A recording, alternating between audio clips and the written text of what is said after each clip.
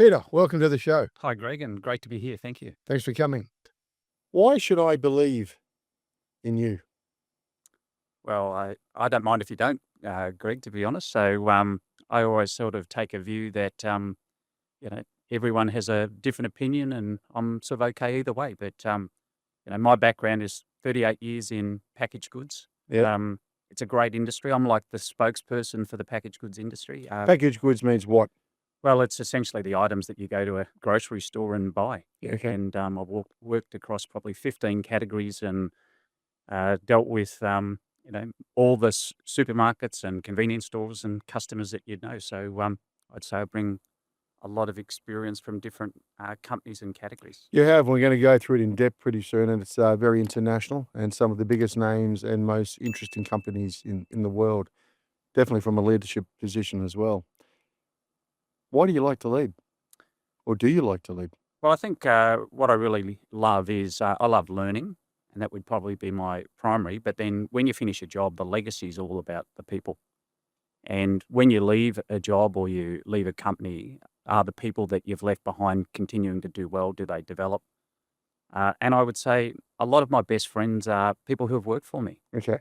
And, they've gone on and they just remember what you've done and how you've done it. So I would say coaching, helping people do well, helping them achieve the best. And for me, I think I'm passing on some of the great leaders I've learned from.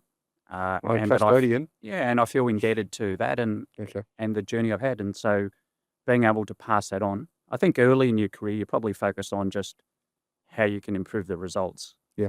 And then you really realize about how to get it done through people. When did the trigger go for you? Well, I think the thing for me is that when I reflected between jobs, I sort of often reflected about just the impact of a great boss and how much you learn depending on who you work for. Yeah. And so when people say to me, oh, it's a great boss, he leaves me alone or I don't see them, I'm like, that's not a great boss. Like a great boss is somebody who's there, who understands your hopes, dreams, aspirations, what you want to achieve in your future. And they're there to help support that make happen. And I would say very early on, I was fortunate to have some great bosses. And the ones that really worked for me is that they cared about me personally. They cared about me being successful. They gave me advice, coaching, challenge, and I loved it. And so I think being able to pass that on as a leader is a great gift. So it's all about the people, is it, ultimately? Is that leadership? Well, the view I took was, if you look at competing in the marketplace and beating your competitor, That's a competitive streak you got inside you. yeah, they tend to Yeah. have good brands. Yeah. They tend to have they probably buy from the same suppliers. They probably deal with the same customers.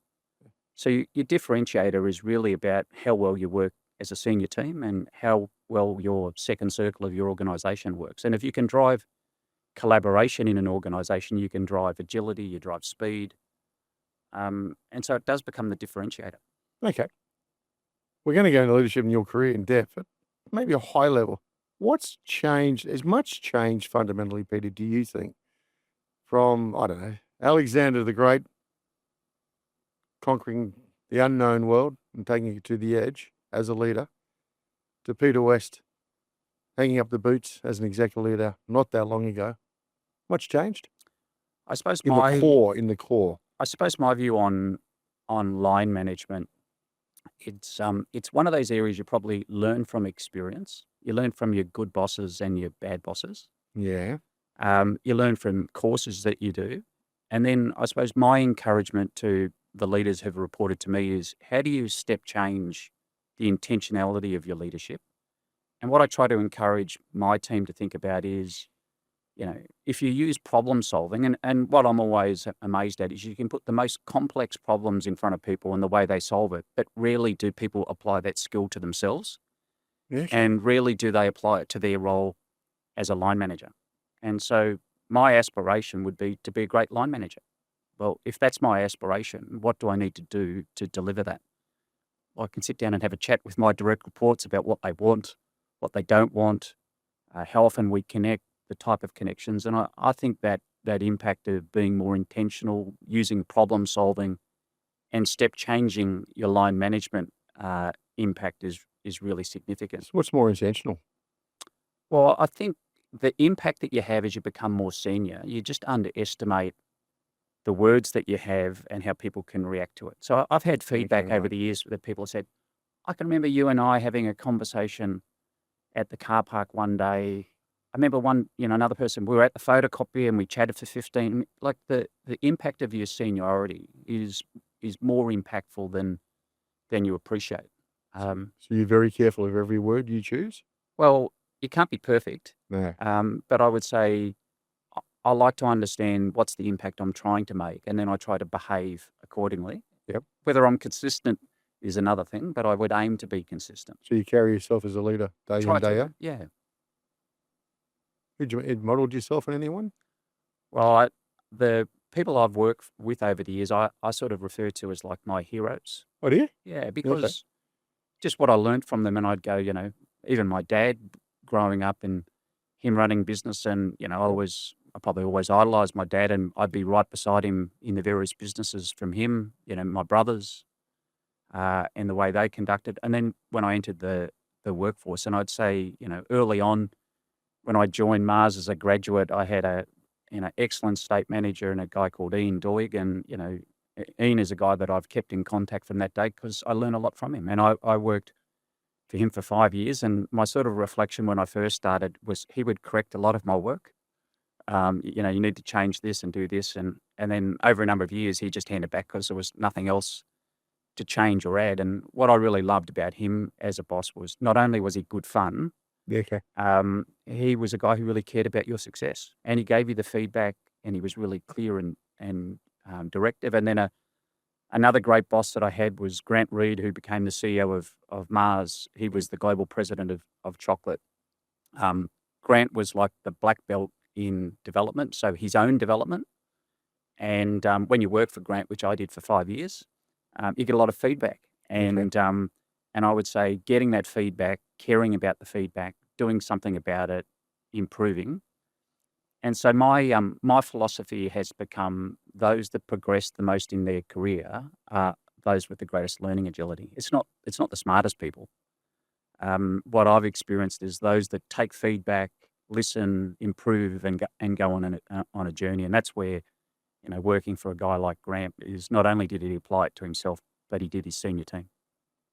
But you've worked in certain vehicles, we'll use that language for a Yeah. sec, where those who put in or those who exhibit those qualities that you just mentioned are picked up and seen. There are other organisations that might say, I like this guy a lot. He's too good. I don't want to lose him. Am I going to let him go? How do you is the whole game managing up, managing sideways, managing down? Like, how do you think about that? Because you don't want to get roadblocked. I'm sure you're fairly ambitious Yeah. in some form, but you're not going to necessarily jump on someone to get to the top. How do you play that game? Well, I And you've worked in big yeah. organisations, which we'll come to in a sec. Well, I'd say what I probably learnt is or tried to aspire as a skill early was to be a great line manager, and I had good discipline. I think what it took me a while to So learn, good discipline and is the key factor here for you. well, one-on-ones, clarity of expectations, caring about performance, caring about the individual, helping them, on their career aspirations and what they want. Mm. But I think the two areas that took me a while to learn and probably could have saved me a bit of grief in 360 feedback, Greg, was how to be a great peer and then how to be a great follower. And I think in a lot of organizations, people will talk about your role as a line manager, but what's your role as a follower? You've got someone that leads you, and how are you invested in their success, and how do you give feedback, or how do you give recognition? And then likewise for peers. And probably early in my career, I was too competitive. Sharp elbows. And, I was one of five. So, Yeah. well, there were five boys and I had a sister. So there were six of us. And, Yep. and I'm number five. So when I used to get feedback about being too competitive, I used to say thank you. I thought it was a compliment. Mm. And, Isn't it? well, it's like anything, it can be, and then it can be overused. Okay. Right. And so then if you're there invested in peer success, what does that look like? And so my feedback to my team members is always, when you see a peer do great work, do you give feedback like you would a direct report? And when that was posed to me for the first time, I go, no, of course not. I might say that was good, Yeah. but I wouldn't be as specific. I wouldn't perhaps be as timely. I wouldn't think the importance of it. versus saying to a peer, hey, that was really awesome. Let me tell you what I really appreciated or what I acknowledged. And I think just that care for a peer and their success. And I had another time where I was in the US, and a colleague of mine who was running the China business was presenting, and on the particular topic, he was on the ropes. How was he? And, he was getting a line of questioning that was quite difficult. And I sort of said, look, I was in Beijing about 6 weeks ago, and I'm not sure it's probably being explained in a way that would, and I then explained my view of it. Yep. And the CEO at the time said, oh, that makes sense and I understand. And I could look at my peer with a bit of a sigh, you're like, Yeah. and, well, that's just like, helping me out. So sometimes, when you're in that situation, it's like everybody's doing their shoes up. Yep. And it's like, long as I'm not the one under the pump versus, no, there's actually a constructive input. So if you want to be a great peer, and I think that took me a while to learn, and that would be my aim. And even, recently I would say to Interesting. peers, Yep. I Don't don't hear it discussed much. just don't be competitive with me because it plays to my development. And I want us to be both invested in success versus competing against each other. And I would use those words with a peer because I don't want to play to my development of being overly competitive. In your last role, just to say to frame it for the audience out there, you were regional managing director for Coca Cola Europacific Partners for Australia, Pacific, and Southeast Asia, with responsibility for revenue over Australia $9.5 billion, 20,000 people, and 48 production facilities. That's some scale. That's some footprint. With all that experience, and if I was and I'm the CEO somewhere else in the world at the moment, bearing in mind what's happening in the Middle East, Straits of Hormuz, I think we both had a good run here today. Less cars on the road. Our country leaning so heavily in on transport and logistics, potential rises in inflation around the world. What would you say to the CEOs? What are going to be the 3 or 4 big things now on top of their minds? So one of the great things of working for a beverage company is the physical availability of the product is just phenomenal. The number of shops and customers that you penetrate. Yeah, okay. And so as a result, you very quickly see the movement of people. And so if I take the Australian market as an example, the business here operates across multiple channels. Yep. And then very quickly you'll say, wow, look where people are moving, look at the impact. So if you take the last 2 years in the Australian market from a cost of living and said, okay, how did the consumer respond? So what they have is they have items of necessity. They have to purchase these items. Yep.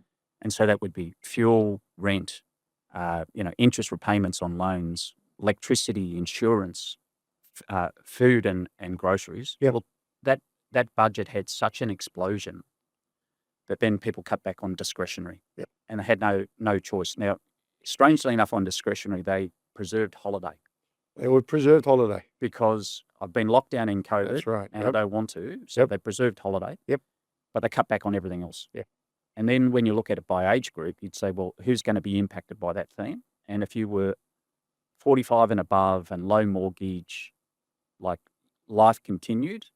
And if you were below that and paying big repayments on mortgages or rent, you were crunched. Yep. And so when people talk about that K shape, it's true in terms of the impact is significant. And if you look at impact by channel, then it plays out that if a channel appeals more to young families or younger people. So the alcohol category has been in a significant decline over the last 2 years. Now it's been in a marginal decline in this market for probably 10 to 15 years. Not that long, is it? But the last 2 years, apart from COVID when people were home drinking more, Yeah.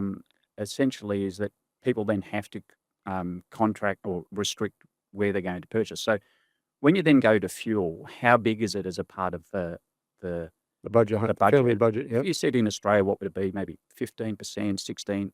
Well, if you get a 50% jump, you're going to have to restrict. So there's going to be a flight to value. Yep. There's no doubt about it. People Yep. will have more in-home consumption, and then people will cut back in discretionary items because they have to. So it's going to But what about, okay, I know, I agree with all that. But I'm walking down the street at night. Restaurants are still pretty, not all restaurants. I know a number of them closed. How does that factor in? well, Restaurants are still busy, I'll Peter. just use an example of coffee. Coffee is also then got an impact of, high coffee bean prices. Yeah. And people love coffee. It's probably the habitual drink for me. Well, I've now got a What are you paying? Breville. $6 now, $5.50, or what are you You paying? can pay $5 or $6 for a coffee. Ridiculous, isn't it? So where's all the growth coming? Well, it's coming in-home pods and in-home barista kits. So, we spend $1,000 to get a Breville. Why? Because we don't want to be paying. If I have 2 coffees a day and I'm paying $12, $14 Yeah. over the course of the week and the month. So it drives significant changes in the way people consume. Now, if you go to markets where they don't have that same disposable income, Yep. in a lot of the Asian, it's going to be even more dramatic because, I have to drive my motorbike for work. Mm-hmm. Then I have to, restrict. So we're going to see some dramatic changes in consumption over the next few months. And then I would say the big change in the way I lead over the last few years was enterprise risk management. So when I started my career in running businesses, we used to run ERM sessions. Yep. And I would say you'd complete them and you'd put them in the drawer. And then over the last few years, it's become like the 9 out of 10 requirement, because if you can predict some of the things that are happening or likely to happen, and then against that, it's supply chain resilience to be able to compete. So if you don't have, like, just in time was great, but now we just in time, sole supplier is efficient. Now you've got to say, actually, I need dual supply, I need multiple locations, which all incur cost. Yep. But it gives you a supply chain resilience that didn't exist before. All right, so go back to my original question. What am I going to be thinking about? I know you've got all these numbers in front of you. The behaviours in consumption is going to change. Yep. What else is going to change in terms of what leaders are going to be thinking through? Well, I think it's as your business change, your ability to have a hypothesis that you're forecasting and a range that you're managing towards. So if I go to the example of COVID, when that hit, and I'd say this is going to be similar from a leadership challenge, we did hypothesis on what we thought the impact would be in our business. How accurate were you? Well, in the end, we went with forecast 3B, which had a raft of assumptions as that we believed. Yep. And we took learnings about how it had played out in early days in China, in Italy, what some of the government decisions might be. And we ended up, the impact by channel was pretty similar to what we expected. If you can imagine running a business that's got a direct store delivery business to thousands of customers in this market, Yep.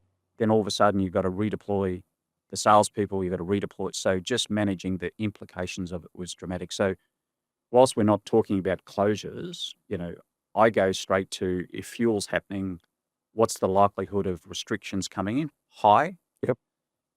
If you're going to have restrictions, what's the impact on your industry? Yep. What does it mean on demand?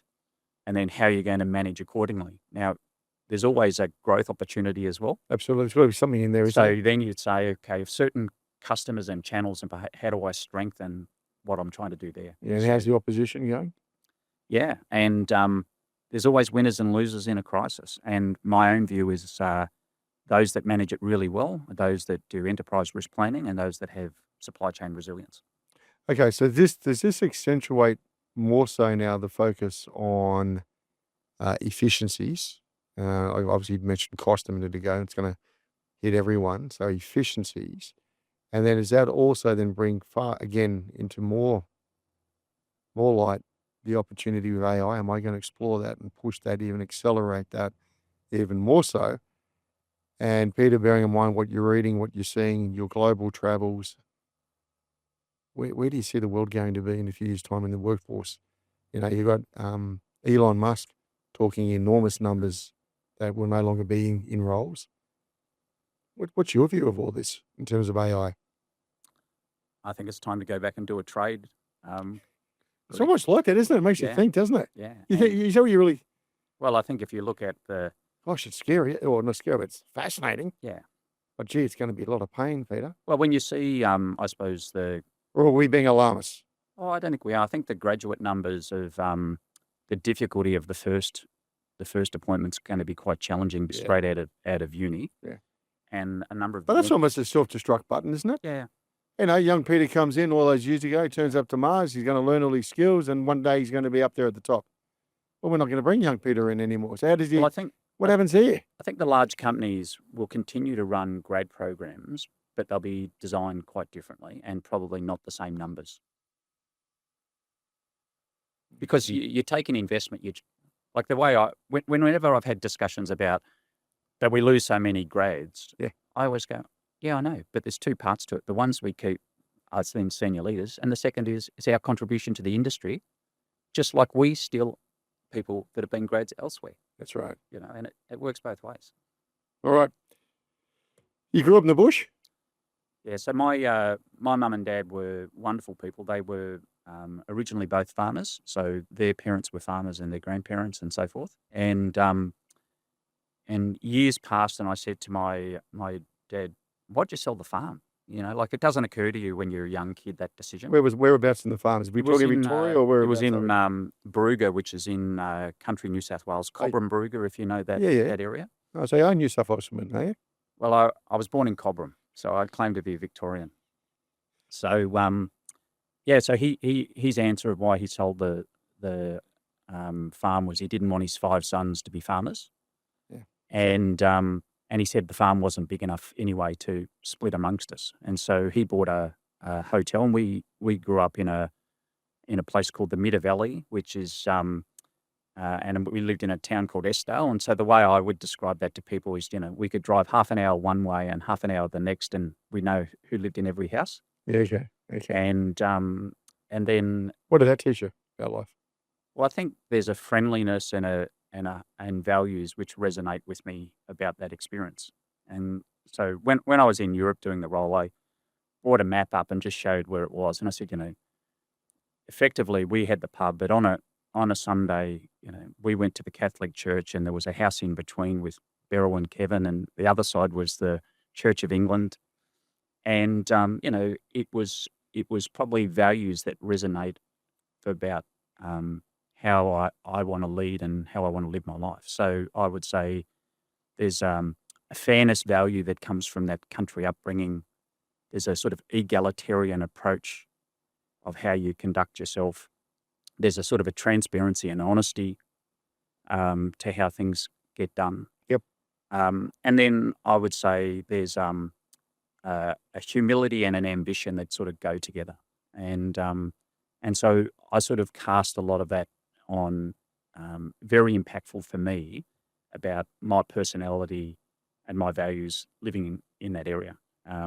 It's also the sort of place, if you go back, it doesn't change much. Yeah, okay. And, when I was in my 20s, I went back and hadn't been there for a number of years. And I went to the bar, and I knew like every person bar one. And if I went today, I wouldn't know every person because it's been a long time. But it's one of those places that, it doesn't change a lot. Did you 10,000 hours before uni, didn't you? One of the things about family businesses is you all work in them. Yeah. And so it was a big bar? It was a small country pub, and then after that, Dad sold pubs for a few years, and then he went into a mixed business, and so we all just worked in the business. So when I was younger, I'd stay up to the bar closed because I'd then clean up with Dad, and then they'd probably struggle to get me to bed. I'd get up because I just like that buzz. And then later, when we had a mixed business, I'd be studying for the year 12, and Mum would be knocking at the door to come and serve in the shop because they were busy. And so you learn skills of just dealing with people. So if you said what we didn't talk about in the pub, we didn't talk religion, we didn't talk politics. We would not get into debates. So okay. Your opening He was question, a good politician. when your opening question, if you said, why should I believe? I go, I don't mind if you don't. If you have a different opinion, that's cool as well. So being in that environment. Yeah, you deflected that very well. Well, dealing with the public, you just, some customers can be very short with you. Some can be very difficult. But at the end of the day, they're there and you're serving them. So I'd say when I graduated, the benefit I'd had was that experience. And I think from that experience, one of the strengths that I always had was just common sense. Yeah, pragmatism as well, right? I reckon if we rolled back the clock and walked into that pub today, and the same people were sitting on the bar, I reckon you could still remember what drinks they wanted. I could probably remember things like shandies. Yeah. You could, couldn't you? Yeah, not all of them because I was probably of an age, but I do sort of sometimes pinch myself of I reckon you'd be amazed how much you remember what you picked up from that kind of stuff. And customer. well, Greg, I People. was in year 7 at Tallangatta High School, and I was studying French, and I had the French teacher pull me aside, and I said to her, "My parents have never been to France. My grandparents had never been. So why would I want to learn French?" Yeah. And now, What a waste of time. Why would you want to do that? if you fast forward in 2011 and I'm living in Brussels, the world of what's possible and what you'd expect would be, unimaginable from that small place. So you got a Monash to do business and you specialise or major in marketing, is that right? Yeah, I did. Yeah. Okay. What do you want to do? Well, I wanted to get a job was the Yeah. key one, and I'd say, Did you want to go? Do you ever want to run your own business, or did uh, you not ever want to run your own business? well, I would say running your own business is really hard, It is really hard. A and lot of respect for those people. I would say, in all the businesses I've worked for, I look at how hard my mum and dad worked in their various businesses, and I go, I think what I do is actually quite easy in comparison to what they You really do. think that? Yeah, yeah, 24/7, yeah. non-stop, a lot of sleepless nights. Did they do well, Peter? At the end of the day, were they good? Were they actually good in business? Now you look back at it, and you give a different assessment as you've got Well, a bit older. I think it's probably a different era of things being a bit harder. Like even just getting bank loans in those days to do things was harder. Yeah, Um, absolutely. and But you need a bank manager. yeah, yeah. So I think what I admire about them is, to have that work ethic and 6 kids and everything that went with it. I'm like, man, pretty amazing. All right, we're going to go through this career in a bit of depth. Mars, Arnott, Mars, Wine, Coca Cola.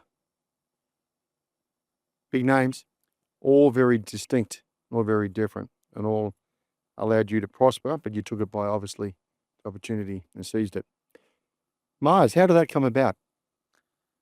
So in between my first and second year of uni, I went back to Albury where mum and dad were living, and I was a delivery driver. Yeah. What were And you delivering for mum and dad? no, I was working for a refrigeration company. Oh, yeah. And because I was putting myself through uni with Austudy as well, Yep. because I was living away from home. And then I went, next summer, I've just got to get a better paying job because I need a bit more money. And I wrote off to the HR department at Mars for their pet care business, which had a head office in Wodonga. The old-fashioned letters went out, did they? And Wodonga. yeah, and I was looking to do an internship. So I got an opportunity to do an internship between second and third year of uni. Mm-hmm. And I worked there for probably about 16 weeks full time. And I loved it. It was fantastic, and just the energy about the place. And from that, they were then keen for me to come back into the graduate program, which I did. And so my first role as a graduate was to come to Sydney, and it was essentially a sales role. Yep. So, in those days, I would say the graduate programs weren't as comprehensive as they are now, and they're a bit more sink or swim. Yeah, okay. And I would say, So it's pure sale. It was sales, was it? yeah, straight into a So you got your territories you've got to look after. Yep. All right. And what were you selling in those days on behalf of this organisation? So the Mars Pet Care business, Yep. where they were the leader in basically prepared pet food. So Okay. pedigree, whiskers, chum, so forth. Now they've got an expanded portfolio, Yep. and we were very strong market leaders. So we had a really great portfolio to sell, and so I dealt with mainly supermarkets and produce stores in country areas. So produce store would sell like working dog stuff, so it was pretty magical as a grad to come into that environment. Had all your samples in the back of the car, I did you? did, yeah. Had the station wagon with some samples. Okay. What was your key learnings? What did you learn? Because no one's there holding your hand when you're driving out there in on the way to see the customer, and the customer's always busy and wants to cut to the point or wants to build a relationship.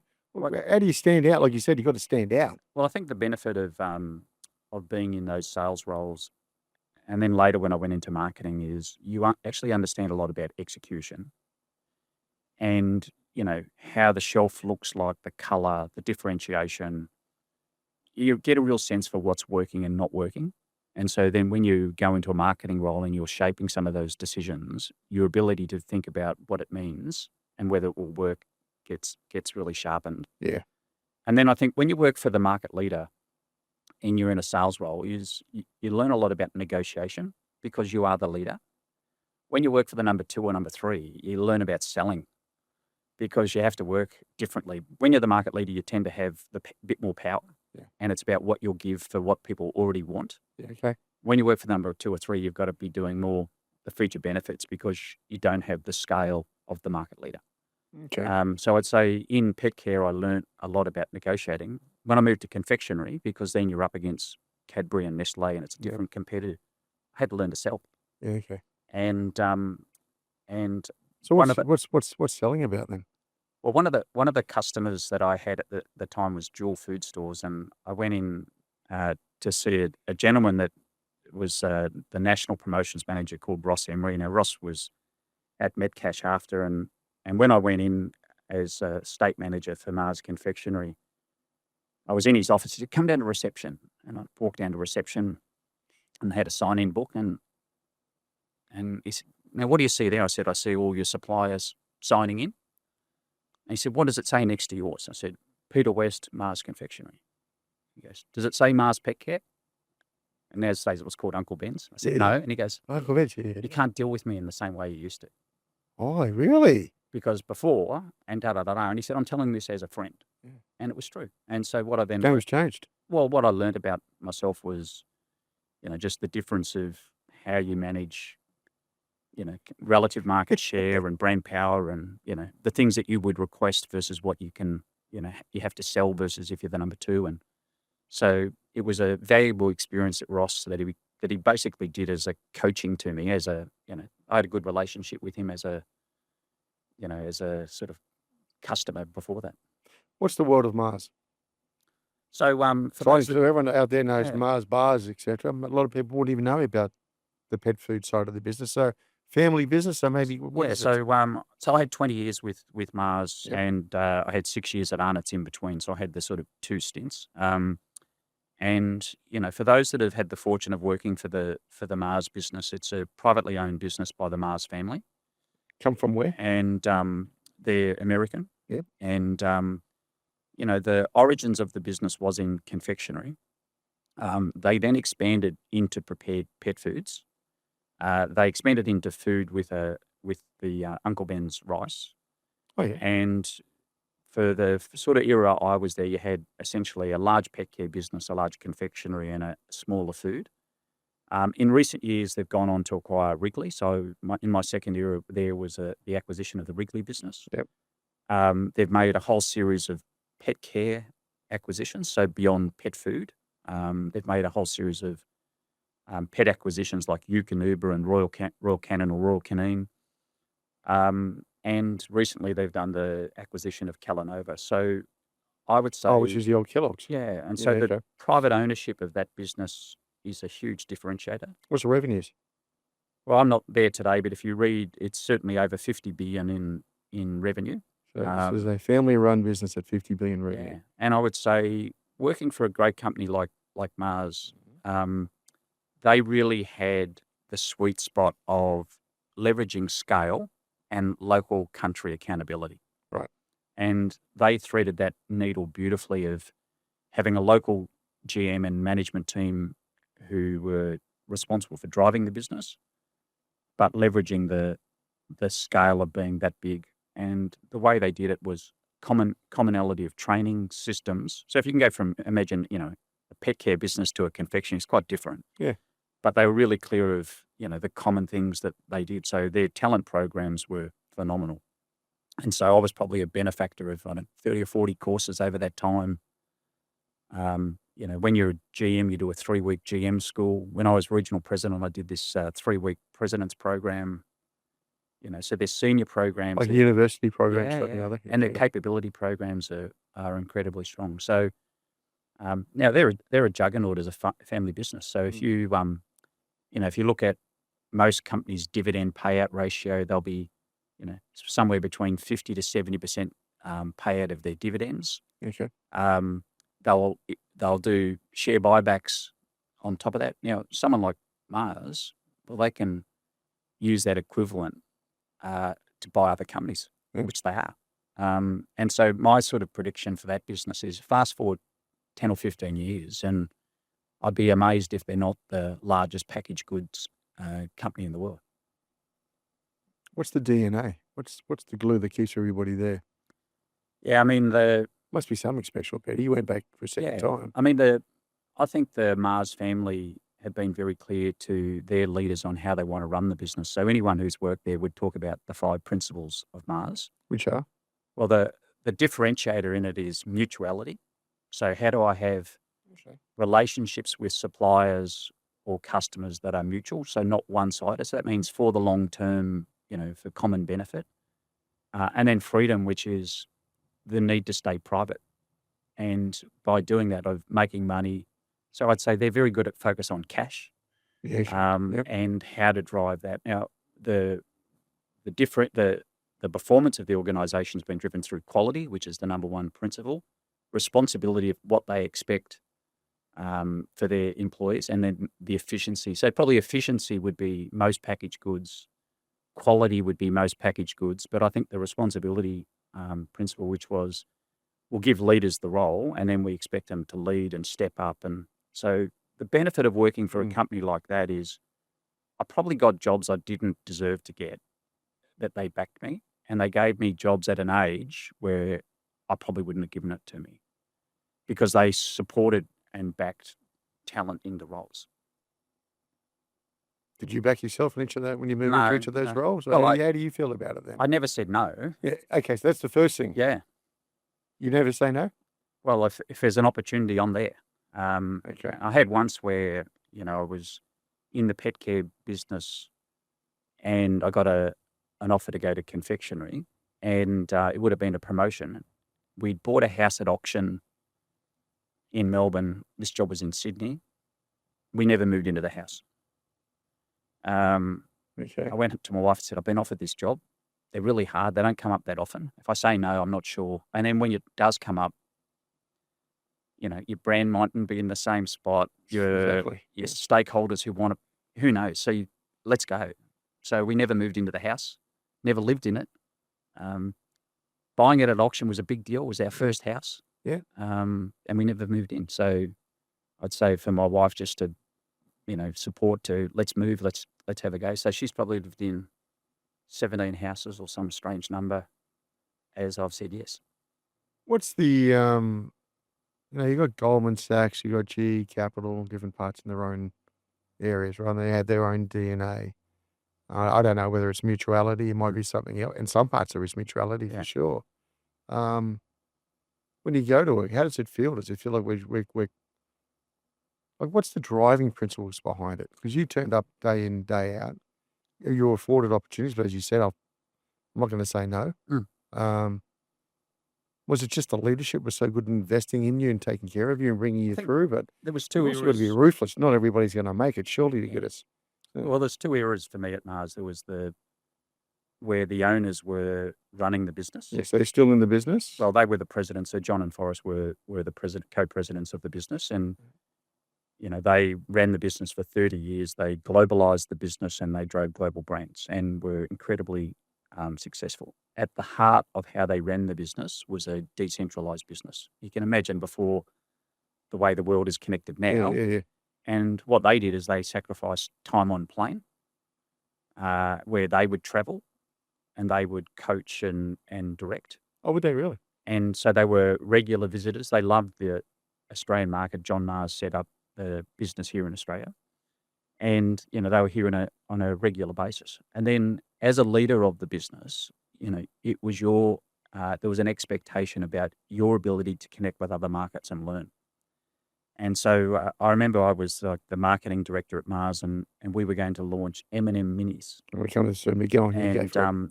it was a product sold in a tube. It had been launched in Canada, and John was coming out. And you knew the first question that was going to come from him was, have you been to Canada to learn? And then you knew the second question that was coming at you was, what did you learn? And so by the date of his diary, you betcha I was in Canada, in Toronto. I was learning about what had worked. And so when the question came, I could answer both and how we're applying that learning. So from a global connection, Mm-hmm. I think they were phenomenal at driving consistency. Whether it's inspirational fear, I'm not sure which one was my Yeah. but they drove a consistency that I think was phenomenal. And then in the second approach was the company became so big, and how do they then drive the segment expertise? So, the pet care segment, the confectionery. So they drove a lot more category approach to their structure.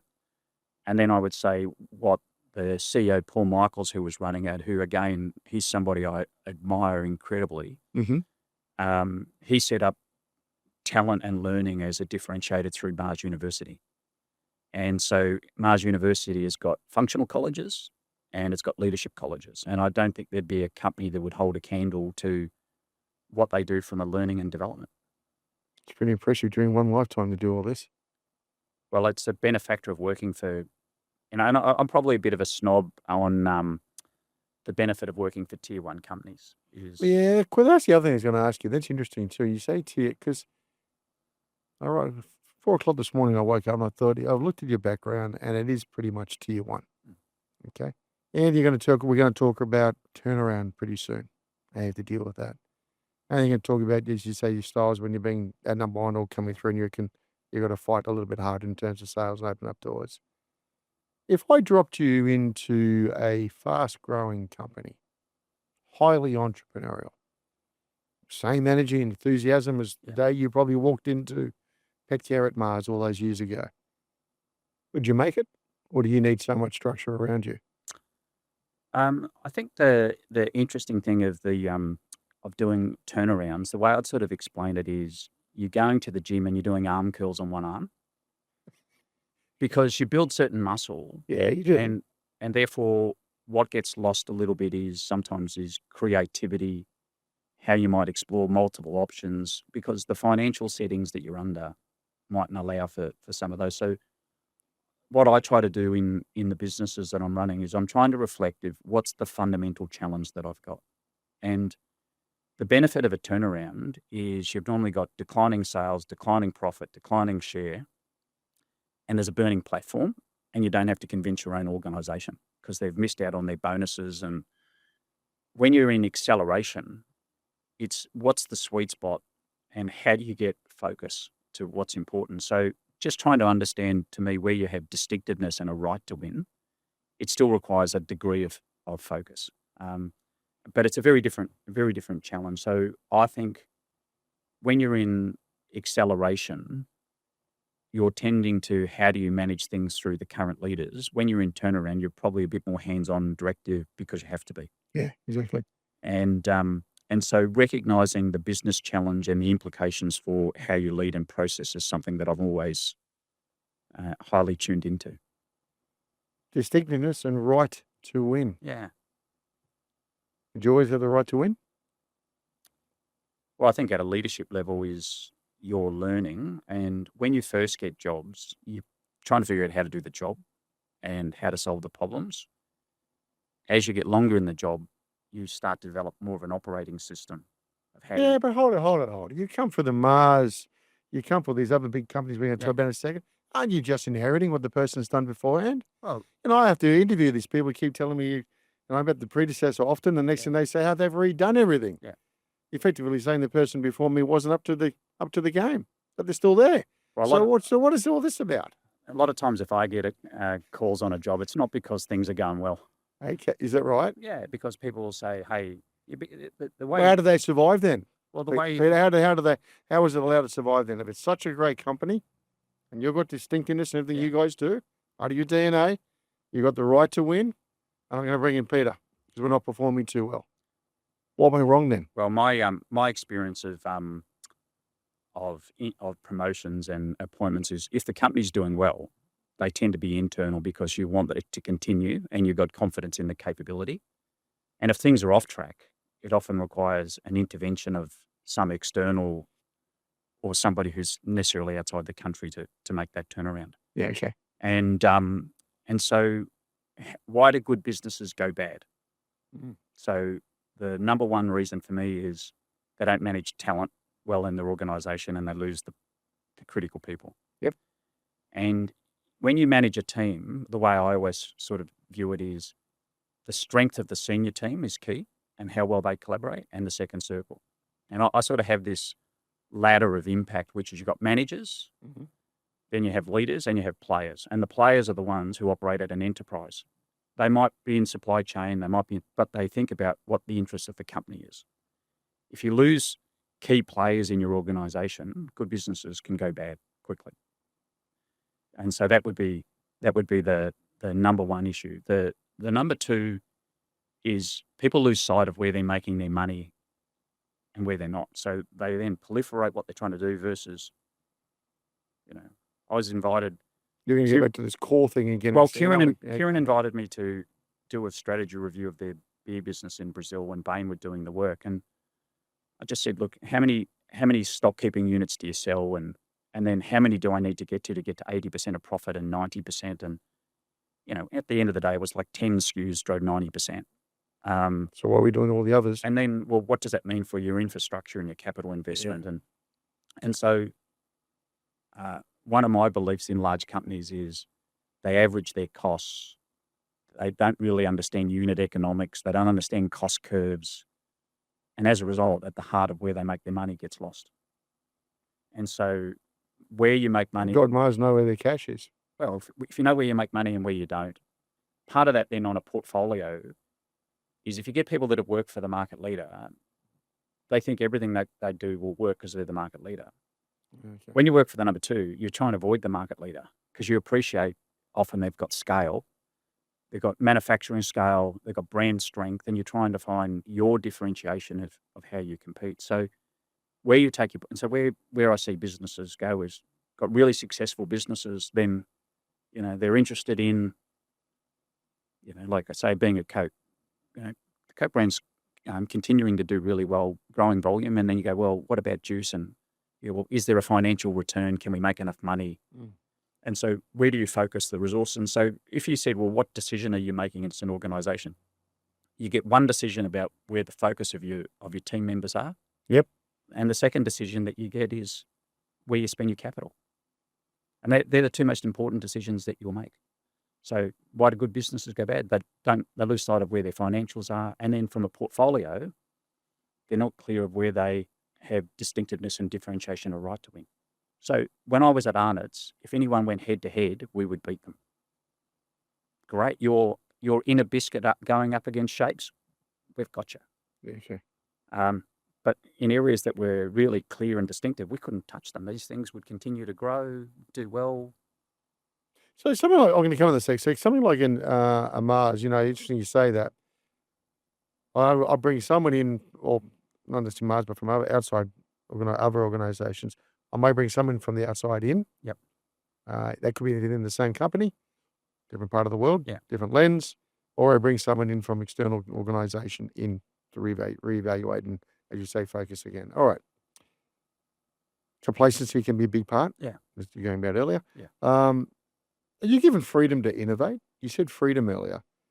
In the constraints, Mr. Mars flies out and sits down, if you will, and said, have you been to Canada and back yet? Yeah, I've done that. Great. What have you learned? Great. And when are you given the freedom and the license to innovate?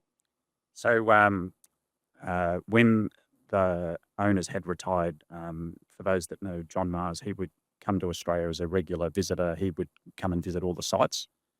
And I would drive from Ballarat to a factory we had in Melbourne.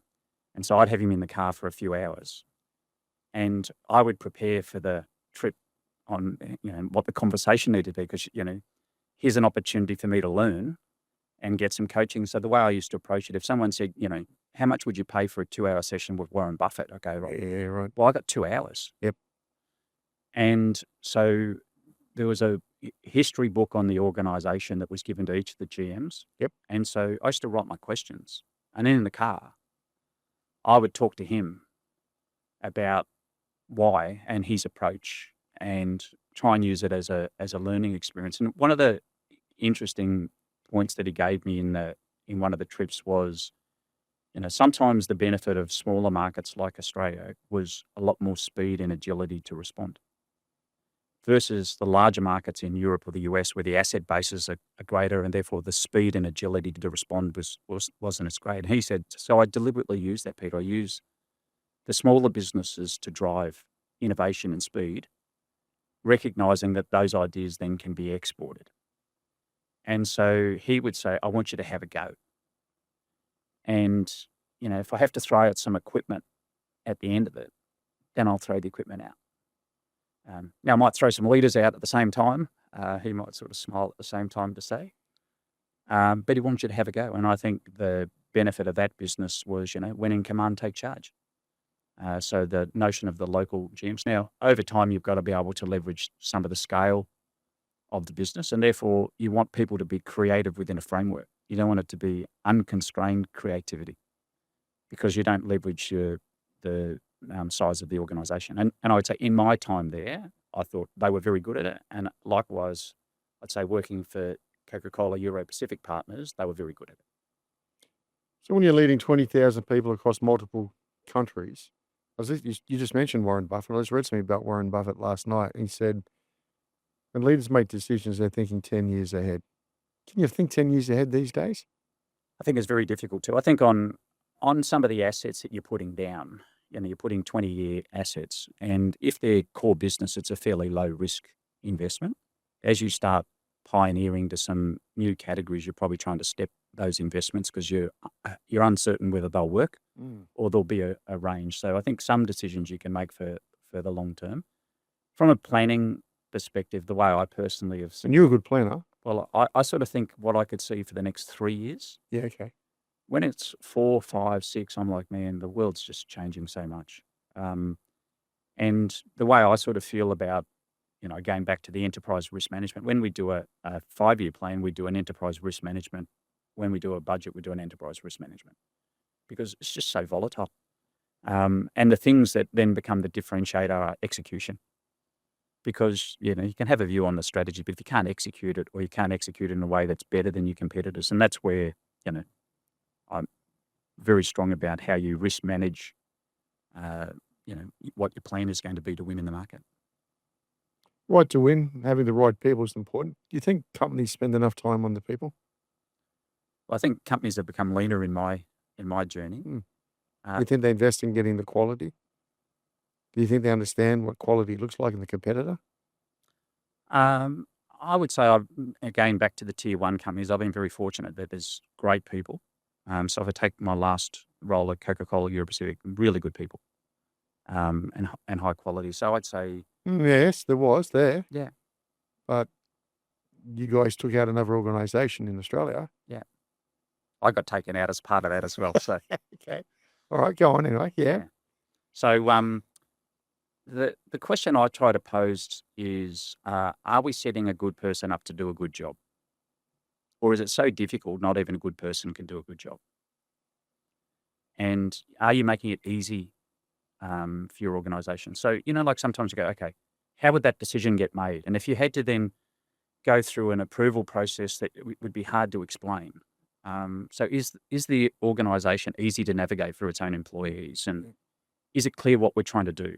And so providing clarity for people, being clear on setting up structures and resources, all those things help people be successful. Thanks for watching the No Limitations podcast, brought to you by Blenheim Partners, board and executive search firm.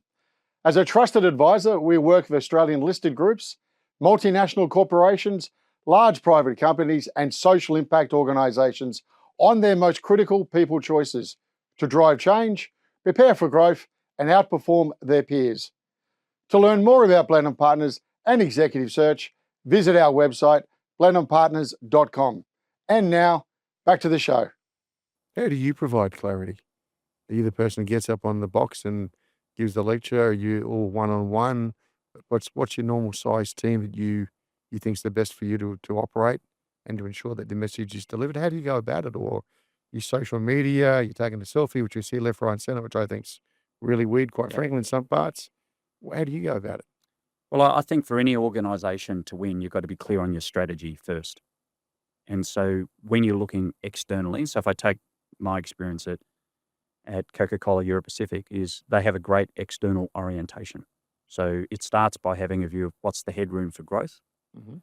So how do we see growth happening in the category in which we compete? And then where are the profit pools of where people make money or don't make money? Mhm. And then where you're trying to focus your organisation. And so I would have conversations with my team and they'd say, yeah, but we think we should be in because we've got customers. And I go, there's no money. Like there's no, even if we do really well, we'll be the number 3 player. And what profit pool will we unlock as the number 3 player? So if you can provide clarity, Market share, Peter. quality market share, Greg. That's right. So, and I'd say by having that external orientation, Yeah. you provide clarity. And then, packaged goods is an industry where there's a benchmark for everything. Can't hide. And so you then drive an external orientation towards success, and then people move towards it. Now, in a lot of organizations I've led, people go, Peter, are we a consumer-led organization, a customer-led, a supply chain? How would you? And my answer is, I want to be an integrated organization. Good answer. Because the money is made or lost in the intersections between the functions and departments. So, I was helping someone the other day and their general manager said, it's been so successful, we don't have a demand problem, we have a supply chain problem. No, you actually have a forecasting problem because you wouldn't have got into the supply problem. And so if you accept on launching something new that you don't know, just enter it by saying, we don't know. It could be anywhere between X and Y. And if it's the low end of the range, we'll have some write-off. If it's the high end of the range, we'll need to carry more raw materials to convert, Mm-hmm. but we'll manage to arrange. Now, early in my career, I would have I've been involved, it has to win. Here's the forecast, it's got an ambition. Some of these things, I say, I don't know. It'll end in a range, and let's just plan for the range. And therefore, the integration becomes critical. And that's why, back to the earlier point of collaboration, teamwork becomes key. So if I said, what's my clarity? Clarity of strategy, clarity of priorities. Are we then lining up the organisational structure against it? Yep. And then are we lining up the marketing? So get to a turnaround and go, we're focusing on the following. Well, it doesn't look like it by your marketing investment. We're focusing on the following. Well, not by your innovation calendar that you've got. So you just look for that clarity, then providing the compass to the organisation. It's not a roadmap. It's meant to provide the direction and then unlock, hopefully, creativity and teamwork against it. When did you leave Mars? Um, Or did Mars leave you? Oh, it's a great company. No. It was a decision that I made about just. I had this conversation with my wife, which was I was traveling 150 nights a year, and Which you're still there to have the conversation with. and how much money does any individual need? And so we were, Yep. like 150 nights a year. yeah, because I had global responsibilities in those jobs, and you have to fly to meetings, and it's just getting around Europe at the time. So mine was, No, I'm talking first time. the first time I left Mars was probably a combination of reasons, but it was I wonder how I'd go outside of Mars. Yeah. I probably was sensitive about managing my career where I didn't get to a certain stage where people wouldn't want to back me because I'd only worked for one company. Makes sense. Probably some area I needed to prove to myself that I could find success outside of. So there was probably a combination of factors. All right. And probably if I had a week or two holiday, maybe I wouldn't have left, So what I recognised later on, if I got frustrated in a job, I'd just go and have a holiday first before I make any decision. Arnott. Yeah. Why them? Well, they offered me a job, Mm-hmm. which is always a starting point. Yeah, it is. I Don't, looked don't at have to take it. I actually had What was the proposition? What do they have in well, play? I had 2 job offers, and I wasn't going to take the Arnott's because I had where I was going to live in Melbourne. And John Damani, who was the managing director, rang me to say how excited he was. And I spoke to him for about 15 minutes on the phone. And then I went inside to my wife saying I'm going to accept the Arnott's job after I'd already told her I wasn't. And it was really what John and the way he spoke to me in the process and how he was that I went, I could really learn from this guy. The lesson I've taken out of that from a talent management is I sort of view recruitment as hostage rescue. Because if you get people who are really happy in the jobs that they're in the companies, you've got to get them in and out quickly. And I'm always amazed how slow companies are to respond and take talent. And, they take the recruitment as a side to their key job. And therefore the meeting's in 4 weeks' time and the Yep. interview's in. And then they see a candidate and then 3 months later they're coming back. Yep.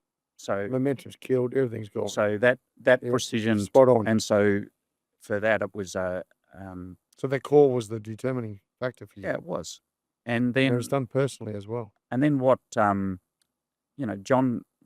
in going into the organisation, I'd say after 12 months, I probably didn't learn that much at a marketing level Yeah, compared. but hold up. Let's go back. Why did the role come about? Well, as John was coming into the organisation, I think he upped the ante on talent. So if you looked at that company, it had probably lost one volume share point for 10 or 15 years. Okay. And he was trying to bring in, different talent to do it. And I'd say if I go back in that time, the quality of the people that he brought in and where they've gone in their career has been phenomenal. So he was really good at that. So he was bringing in a different talent profile. And that's what appealed to me. Who owned it? It was owned by Campbell Soup. No, so it wasn't Australian. No. Okay. So Interesting. This is interesting. So the history of Campbell Soup at that time owned Godiva Chocolates, if you remember that. They've sort of subsequently divested that business. They also owned Pepperidge Farm cookies. So being in biscuits wasn't totally foreign, but Arnott's was a ASX listed business, and it was in the Alan Bond era. Oh, yeah. And he was basically making a takeover for Arnott's mainly to get access to the strong cash generation of Arnott's. Really? Yeah, okay. And Arnott's invited Campbell's in to be on the share register. And Campbell's at the time the CEO was a guy called David Johnson, who grew up in Tumut in country New South Wales. Yeah, wow. And had an affinity for Arnott's and knew the business. And so I'm not sure of the exact percentage, but I'm going to say they came in and bought like 20%. And that got them on the share register. Mm-hmm. If you fast forward when the CEO was a guy called Doug Conant when I was there, and I sort of said to Doug, it's a soup business. How do you see Arnott sitting in that soup business? And he said, look, Peter, a lot of times people can give you strategic rationale about the categories they're in, but we just happen to own a great business that's got high share and profitability, and we're fortunate to own it. So it wasn't like, there wasn't a regional play for biscuits. They just, they had a biscuit business in the US, and this was a really nice addition. And the benefit of snacking categories is that they've grown at a faster rate than some of those traditional categories like soup. Good place. It was, yeah. I didn't consider Campbell's to be a great owner. Why not? So what stands out between good and I bad, good and less? Yeah, so the best owners in my career have been Mars and CCP. Okay. And they bring deep expertise. And the way I would describe when you're in discussions on the business, it's a bit of mixed martial arts, because there's expertise and you can debate versus the first time I presented to the CEO of Campbell's, they nodded and said, yeah, that's really good. Because there's not the same expertise. Yeah, okay. And I would say the same for Kieran in buying National Foods is that, they were a very successful beer business. Their line acquisition in beer was incredible, but, so I would say it's got to be more than a financial support, and it's the expertise that you bring. So if you take, CCP as an owner, we're putting a new line into Moorabbin. It's a new can line. Well, we make some engineering changes based upon their feedback and advice, just as the acquisition's playing, and we improve the outcome because of the expertise that they bring. And Yeah. so I think the category knowledge and the expertise is a real differentiator. So, and then I thought for Campbell's, it was the financial return as opposed to the long term. So I just felt like, I wasn't making necessarily 5 or 10-year decisions. Okay. Yeah. All right. You moved on? Went back to Mars, yeah. Yeah. Enjoy it again? So when I went back to, when I left Mars, I was the marketing director. I had 6 years at Arnott's marketing and then GM for Australia and New Zealand. Mm-hmm. When I went back to Mars Confectionery, on my first day, I got to the office at about 7, and there's a canteen because you're at the factory. And I got a coffee and a piece of toast, and I was just sitting there by myself. And like first day back there, and I just was struck. I was like the student returning as the principal. That I was now in charge of the site and in charge of the business.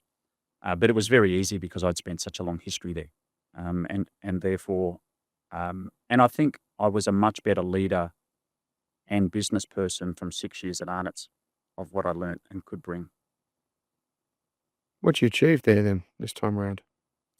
The business was declining share, sales, and profitability, Why? and I would say some of the things that were easy to fix financially we were in low margin, loss making decisions that had to be addressed. But it requires a bit of courage to step in and say we're going to exit this particular business, and so that business probably went from selling 300 or 400 SKUs at the start of my journey to like 96 or something at the end of it. And the areas that we didn't have a financial roadmap and a market share we exited. So I exited Block Chocolate. I exited a product called Biscan. We had a brand called Kenman where, we were on night shift paying penalty rates on something that didn't have a return, closed the night shift. So it was a very, I would say, it was an easy financial transformation because stop doing things that are not got an economic roadmap. And then what I probably learnt in that process was I went from turnaround to acceleration, but I didn't change my leadership or my approach quickly enough. Because as you're going to the you need more creativity. I had this conversation with the CFO, a guy called Andrew Loader, and said, when was the last time you and I had knocked something back? Because early on, we'd be knocking stuff back. We haven't had any recommendation because people can second guess us. And so we're going to have to change the process. We're going to have to delegate. We're going to have to inspire more creativity back into the organisation because we've been really good at getting rigor. Yeah, right. And so the story there was strong growth on bars and bite size and exit of anything that didn't have a future. And it's like anything, as I've done that, I've just become more ruthless about doing it quickly, which is, Go back to that. You become what? More ruthless in doing it quickly. yeah. That's the big game, is it? Well, why put off something for tomorrow that you know in your heart needs to be done today? You're operating when you're doing that. You're operating by all the above, including gut, Well, or you're instinctive. You know this business inside and out. I would say mine is I look for robust analysis that really supports. So I'd start from a hypothesis, Yeah. but I need to validate make sure what I'm doing, and so I'd try and validate that. And I remember in my first month, I was reading market share report, decline, every customer channel, and I got to Bounty Coconut in Independence. That was the only thing that was growing. Yeah. Wow. And I went, wow, that's the only. And so what does it look like to win in the marketplace, and to compete. So to a degree, Why were you getting thumped? Why did the competition done so well? well, Or what have you guys done so badly? if I said why do good businesses go bad, well, you've got brands there that are incredibly strong, and then you're trying to compete head to head. Let's say block chocolate. You're never going to have the economics of being in Cadbury, but you can compete against Cadbury with M&Ms and pods, and Maltesers in a sharing occasion. But if you try and go head to head in tablet format, like, you don't have the scale, you don't have the cost structure, and the economics of block chocolate is lower. And why is it lower? Because chocolate's expensive. Yeah, right. Things with ingredients tend to be made cheaper at a better return. So if you then look at trying to compete against the market leader, and that's why I say, you know, sometimes people go, well, we'll go up against the market. I go, you can bring enthusiasm, but can you bring a cost structure or a distinctiveness or a differentiation to winning? And if you can't, it's pretty hard. So if I look at companies and go, well, that won't work, it's normally, they've got something that's really good, and then they're expanding the organization. And do they have the cost structure? Do they have it's just like my competitor and more expensive. Well, that's really going to work, isn't it? Yeah, okay. In the West, here's a question for you. In the West, we talk about core and non-core. Yeah. Every CEO comes on and we put them in, watch what they're going to do, and they're going to come up and they've been inherited to the last person's numbers, and they're going to take cost out. That's the game. Yeah. Part first thing happens all the time. We hear it all day long. Then they're going to go back to core or back to fundamentals or back to basics. I look at the Eastern philosophy as well. I lived in Hong Kong. Yep. They don't have core and non-core. They may have started a pot plant company, which one of them did, plastic. Then decided, I've got to move this pot plant from one country to another. Let's build a shipping company. Maybe we need the fuel to run these ships. Why don't we build a such and such? Maybe we need a mobile telephone to make sure we can sell this stuff a lot quicker. They don't do this philosophy that we do. Have we ever thought about this? Because we're all non-core and core very hard, and the analysts are all over you, particularly in the listed space. Is it right or is it wrong? Or is it just horses for courses? But we don't seem to survive much outside core and non-core in the great world of the Western economies. You certainly see more conglomerates in Asia than you'd see anywhere else. By a mile. And then it's the tolerance. But they have efficiencies. Yeah, but it's the tolerance to hold the different financial prize across that base. So even if you're a conglomerate, you're going to have things. So we're not averaging it out. No, but Okay. you'll have high margin, high capital. So a lot of those businesses would look at, if it's a share market, it'll be, well, this part of your business, and you're getting penalised in your share price for your shareholders, and it drives action. Yeah. I'm not saying whether it's good or bad, Yeah. Greg. I'm just saying. I just like the difference in business thinking. Well, I think, and we're quick in the West to get out. Well, I think it's more, how do you do it in a way that you can still do things and learn and scale, and then how do you isolate? And I think most companies grapple with that. You moved to Europe? Yes, I did. Yeah. Okay. But you were dual hatting for a while. You're running a business down here in Australia, and at night time, you clicked on the marketing hat. So in the Mars chocolate business, if you sort of looked at the brands, because it's a category that the leading brands drive disproportionate share. So, is that right? Yeah, okay. So the way, and beverages is the same, which is, if you said how big's the market leader, if you've got a brand in the top 5, the top 10. So if you sort of took the chocolate market globally, if you had 3 brands in the top 5 and one was block chocolate, you'd probably be market leader with a 30 to 40 share. You'd have a portfolio, but the leading brands is what took you there. If you didn't have block in that 3 to 5, and you had, let's say, an M&Ms or a Snickers, and you'd be somewhere between 18 and 25 share. So what Mars tried to do was, how do we drive a global consistency of brands? And so part of the challenge is, if you have a corporate head office, is how do you connect between the operating business and the marketing approach? So the approach at the time and it goes back to this was in place earlier, was they appointed brand strategic leaders. And so there was a brand strategic leader of Snickers, Twix, M&Ms, and Dove Galaxy. And so those brands had to drive a consistency. So they came to me while I was running Australia and said, would I take that on as additional responsibility and would I do M&Ms? And I said, I'd be up for it if you gave me Snickers. Oh, And did you? and the reason that I answered that was the US business dominated M&Ms. And I thought, you're just not going to influence the agenda by being in Australia with a small part of the business and time zone, where if you gave me Snickers, it was truly a multi-market brand. And so when you then got that job, because I had come from a market, I sort of had a reverse view of how the role should work, which is not, I'm the brand strategic leader, and then here's where the market sits, and I sort of just reversed it and said, okay, the markets are my customers. So I'm sold in 80 plus markets. I've got 12 markets that deliver 80% of my business. And then my role with a full-time brand director is to provide clarity and support to drive the strategic agenda. So under that remit, if I come to a country and say, this is what we want you to do, navigating buy-in and getting people aligned is not that easy in global organizations. So, Mm.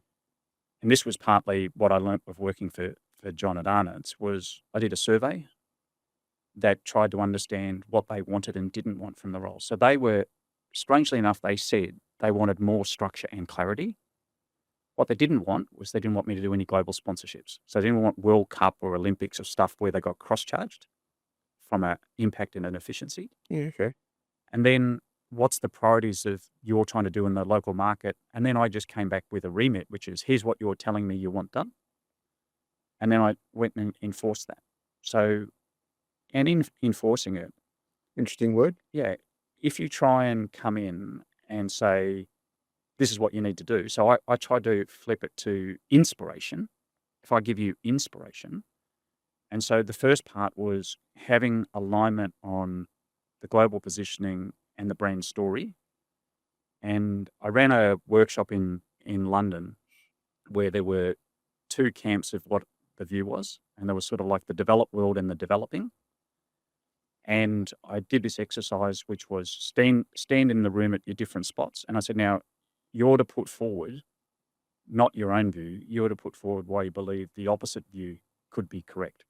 Because I'm trying to create an openness and a dialogue. So the team that was in the develop, they said, well, if we were in the developing world, this is why we would believe this to be true. So they had to argue. When it got to the guys from the developing markets, they said, we can't imagine how we could ever argue what they're saying.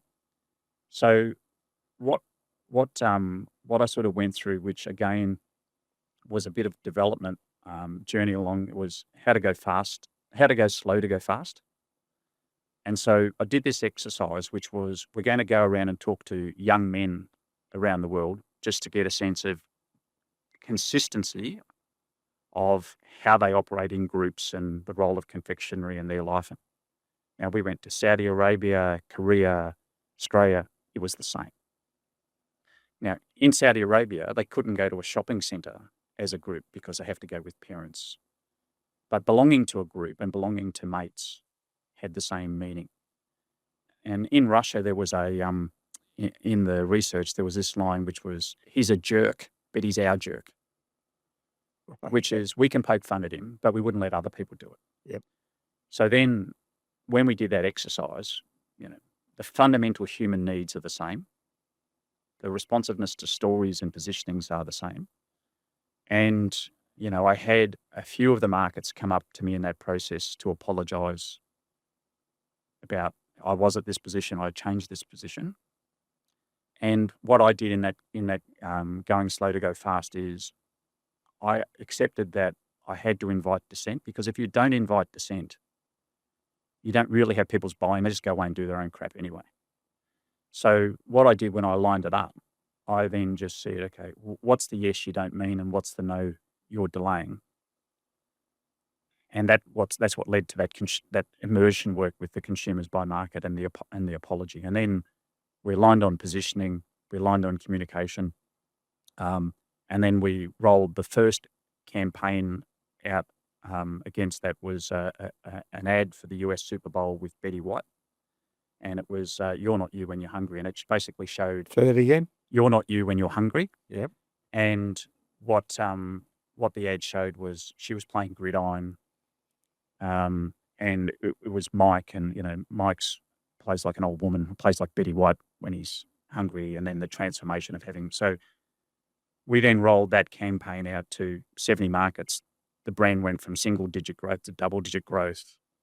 And just unlocked, like doubled the brand in 4 or 5 years on a brand that was already 70 plus years of age. So, I would say what I think I did particularly well was how to navigate a global organization in a change program and inspiration to enforce an outcome, but do it through dissent, do it through inspiration to get the right outcome. So, that campaign ran for the next 15 years, was probably the most awarded campaign in the company's history. And the way I did the job was I ran Australia, and then I go, now it's 5 o'clock.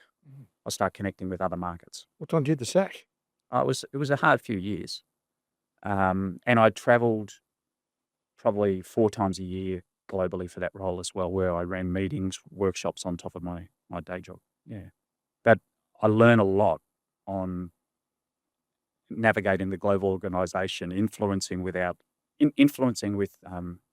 impact versus, the I'm here and you've got to do, that sort of positional power, which a lot of markets would have ignored me anyway. Yeah, right. Yeah. Yeah. And then I went to Europe.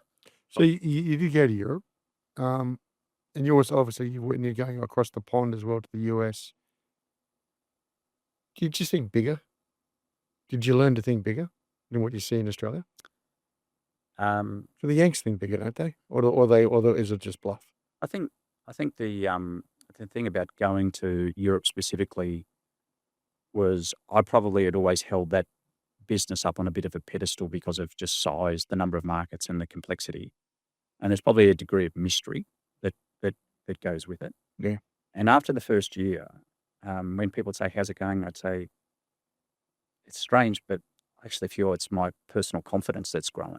And people go, "What do you mean by that?" And I go, "Well, the fact that I feel I can be in here and do a good job, and the benefit of being in a market like Australia is your end-to-end understanding of the business is where because of size and Yeah. scale, you don't tend to have the same end-to-end expertise." Yep. And then also how to navigate the broader organization, I had a pretty good perspective on. So from my marketing role, so I would say it was that self-confidence was what I took out of the first year. And then it's a very different job, as I did in my last job at CCP. It's a very different job when you're leading leaders of business versus when you're directly managing the business. When you're directly managing business, you get a bit more speed. It's probably more fun, Greg, because you get a bit more versus you have to all get it done through other people. And you've got country leaders and you've got some functional leaders of like supply chain. And how do you drive that outcome when you're leading a portfolio of markets? It's just a very different job. You like people? Like people in general, or Yeah, because because ultimately this is what you're doing all day. yeah. I remember someone saying, "Gee, I love business, but it's just the problem is you've got so many people." Well, when I was running the Coke business in Australia, she'd say, "I know your title, but what do you actually do?" And I would say, well, common sense is probably a lot of what I do, because sometimes in large companies, there's been historical decisions. You go, does that make sense to you? We outsourced merchandising for the Australian business, but no one believed it was the right thing. Well, why did we do it? Well, we started, why don't we change that decision? Oh, well, because it's, 2-3 years time, and how important do we think it is to winning? And then, okay, so if I said, well, I'm prepared to do that, what's the next steps? Well, we reduced the number of salespeople we had, and okay, well, I'm prepared to double it. People mightn't like the implications of what will be required to fund it. Yeah. But if that's the right decision. So that's where, clarity of strategy, prioritization, collaboration, think one of the areas I grapple with in all the business I run is pace. Like your job's to drive pace because you got to improve the business. Yep. That's probably the hardest one. Yeah. Ed, what did your analytics ever let you down? You base it, I understand you structured, you planned, you work through, it's logical. Yeah. And you're not leaving much to chance. So you make a well-informed decision and then overlaying it, bit of instinct based on a lot of experience. Okay. Ever get it wrong in the sense of, and I'm saying you say, yeah, sure, I got it wrong with people, blah, blah, blah. But the analytics ever not come to the party? The way I look at it is, are you betting that you're getting more right than you get wrong? If you try to get everything right, it's impossible. Yeah, okay, fair enough. And so what you're backing is it's an odds game. You get more right than you get wrong. And I don't commiserate. Got it wrong. Move on. Like, am I going to get fired? What is it about me? I'm just like, you can't get them all right. All right. Yeah. You were being groomed, weren't you? Potential's future CEO of Mars? I don't know if I'd go that far. Oh, come on. No, I mean, I've made some few calls about you. I Don't think, do the humble thing right now. True or not? no, well, I'd say my boss at the time, Grant Reed, he got promoted from being the global president of the chocolate business I was in to the CEO of the company. Yep. And I had as a personal ambition that if his job came up, that I'd have it. And I sort of I took a view for an internal promotion to work like that, your peers have to be voting for you.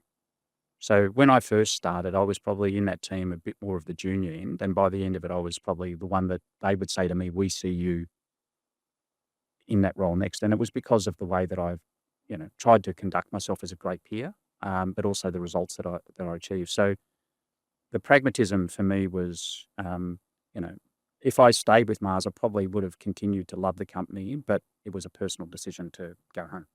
So we'll come to in a second. Yeah. Politics. You haven't mentioned anything about politics. Isn't that part of the game as well? Well, how do you define that, Greg? Well, I just sort of wonder. I had met someone early days as a young headhunter in a very, very large organization who had done exceptionally well and said to me, 2 days a week, I work on what I'm supposed to do. Wow. 3 days a week, I spend in the politics of the bigger play. I thought, geez, that's a lot of time wasted. Yeah. I couldn't believe it. That's the way this organization, and it's a big organization, operated. So when All organizations have some form of politics, right? so Whatever when that means. You're talking about taking care of your peers. yeah. You're also winning votes, are you not? Yeah. So when I was at Mars, they used to have general manager school, and then as it progressed, I used to do the opening presentation at GM school. So in different countries, there's a different cohort. I do the introduction, and as a part of the introduction, in my presentation, I used to present why GMs get fired, and I said, let's just assume that you don't do anything that's unethical.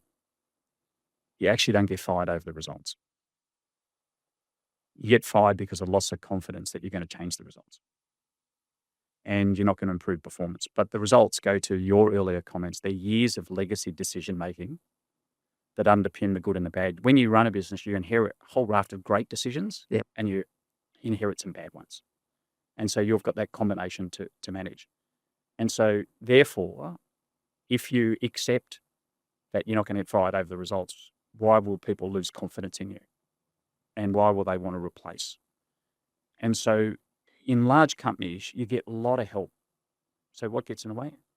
Greg, I need the freedom to do the job. And you're not. So if you push away to get feedback, if you're not providing clarity and transparency of the situation, so the advice I give myself and the advice I give people who work for me is analyze the business like you don't work here. Because when you work here, good point. Yeah. you get caught up on justifying your view and Yeah. I'm just independent. I'm analysing the business. What's it telling me? Yep. You're providing clarity and transparency. And then you've got to have an owner that if I was the owner of the business, what would I be doing? And if you've got a difficult situation that you're providing clarity, and then you're having a discussion with your stakeholders, unless anybody's got a better idea, they'll say, hey, this is challenging. We just need to give it time. Or, hey, we need to learn our way through this situation because it's not easy to have a definitive answer. So then if you engage with stakeholders, are you engaging to defend your work, or are you coming forward for a conversation? And so if you're having a conversation and you're open to input, you actually can have a different point of view. But if you come to defend the work, then it better well work. Because if it doesn't, Mm. and so that's where I'd say from a politics, my message to these GMs is it's not politics, it's good communication. And you need to have good communication to what you're trying to do. Then you need to be able to, and that's no different, Greg, to a board scenarios. You want your CEO to come forward and engage in a conversation, but if they come forward to defend the work and say no, the board will rally. Yeah, and rightly so. Yeah. So you didn't go to the HQ, and isn't there a famous statue or something at Mars when you walk in the entrance or in the gardens or something? Is there something there? The US confectionery business has a big M&M statue out the front, but if you went to the global head office in McLean, Virginia, you wouldn't know what the building is. Why is that? Just plain as. Yeah. So and look, the at the end of the day, the business tends to be a segment-based business of running the various divisions and how they run it. A family thing happened, so you couldn't pursue that opportunity? Well, I love my wife. I wanted to stay married, Greg, was the pragmatic. And This was the 150 days away a year. yeah, and type, it was was, what do you really want to achieve together for the future? And we just said, look, I enjoyed doing because I wanted to prove to myself I could do it. And then I went, I've done that, and I'm okay to come back. So if you come back to Australia, just from the population and the size of jobs, so if you said, what are the big companies here? They're beverage, dairy, poultry, or, there'd be a whole raft. Because, the size of the business for most multinationals is probably anywhere from 2 to 5% of the global business. Correct. So you're making a decision that's not a career decision. You're making it as a life decision. And I had a boss, Walter Buno at Arnott, and Walter gave me this piece of advice, which was, you're trying to maximize your economic return, and you're trying to minimize the impact on your body and your family. And it's never a perfect trade-off. And my perfect job would be I could walk to work for 5 minutes and not be awake. Haven't found anyone who would pay me the same amount of money. Yeah. And so everything's a trade-off after that. So so then it was, come home and do something else. And when I spoke to Grant about coming home, Grant was really good about, here's what a role could be done out of Australia. And the way I would have, if I was putting a title, I would have called it other. So it was, running global sales, running global marketing, travel retail. And then to do that job, you had to travel, which would have meant half the life away, but you're based here, and, I'd be looking tired all the time from time zone and travel. So I just said, no, and then, what I was happy to give was good transparency of what my plans were and exit, which is what I also did at CCP, is to say, 12 months' time, this is what I'm going to be doing and why. Okay. You moved to the biggest non-for-profit organisation, I think you've termed. Yeah, so Oil and water. So I went, and from that I was approached to run the Lion Dairy and Drinks business that was owned by Kieran. It had a very checkered past. So the history of that business was Kieran came in and bought National Foods. They had a very successful beer business. They then went to sort of an integrated ANZ structure. They then bought Dairy Farmers and integrated that business. And when I joined, I would say they'd had years of pain and poor performance. And I suppose Why did they buy the dairy business? um, Because Bega laughed all the way. well, I think at the time I sort of have to step back and say, what's the strategy of the leading Japanese companies? And if I just stick to beverages, as soon as you have a declining population and an aging population, your growth ambition is a multi-market, country expansion. It's not a local. And so if you want a tough place to do business, be in a declining population. Yeah. When I was in the Mars chocolate business, we used to do category growth assumptions, and it was about 10 different criteria, but at the heart of it, population growth, GDP, and per capita were the heart of a forecast of growth. So if you've got population decline, it's very hard to be, so they all expand globally. So if you go to, Suntory, they've become a Pepsi bottler around the world. They bought the Beam business and they've expanded there. Asahi has, acquired beer brands around the world, expanded globally. And then for Kieran, there's not many other dance partners in beers, Right. and so if you're looking to expand, so they've put a focus about where nutrition would be, how dairy would play within that. And then I would say the asset they bought then had the misfortune of, not long after they bought it, there was $1 a litre milk war where Coles launched private label at $1 a litre. It's the biggest part of the business that now no longer is economic.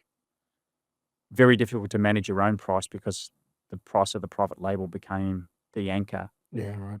And then that became the price anchor for no price on the heart of the business for 7 or 8 years. So, if you look at now, you go to buy a 2 litre milk, it used to be $2, it's now $3.60. So Bega, and I think Bega is a fantastic organisation with deep expertise in dairy. Yeah. They bought it at a great time and they've just done incredibly well, but they've also been the benefactor of the price change in that market as well. And then if you're going to be in fresh milk supply, that milk's coming at you every day with a degree of variation. And what Bega can do is they can move it between long life product and export or domestic, and they can put that milk pool to where they're going to the highest return. When you're running only a branded business, you've either got too much milk that you're selling or not enough that you're buying from others. And therefore, it was a far more supply-led organisation. Yeah, okay. Where you had to manage the economics of it. So my agenda for the 4 years there was a cost agenda. Yeah, right. And factories, and then it was also a business that was multiple acquisitions over time. So they were like separate businesses. And then ultimately the cheese business got sold to Saputo, and the other parts got sold to Bega, which I think has been a really good outcome for that business. Yeah, okay. Mm. Did it feel a little bit like the soup to biscuits business Yeah. beforehand? Yeah. Okay. I mean, what some of my peers in the group leadership team would have said at the time was sometimes I was probably a bit defensive on what was LD&D, and it was more to do with how costs got shared. Because mine would be, don't give me an allocation on revenue, because I run a low margin commodity business, not a high margin beer business. Yeah. And it was a business of nickels and dimes. And therefore what could afford. So, I didn't see them as the natural owner of that business, Right. which proved to be right. Yeah, no, 100%. Last hurrah, Coca Cola. How does this organisation work? Do people understand that there's 2 parts to Coke? Yep. You want to share this sort of bit insight into it, can you please? So the Coca Cola company is the brand owner, and effectively what they do is they sell the franchise rights to their brands in particular markets.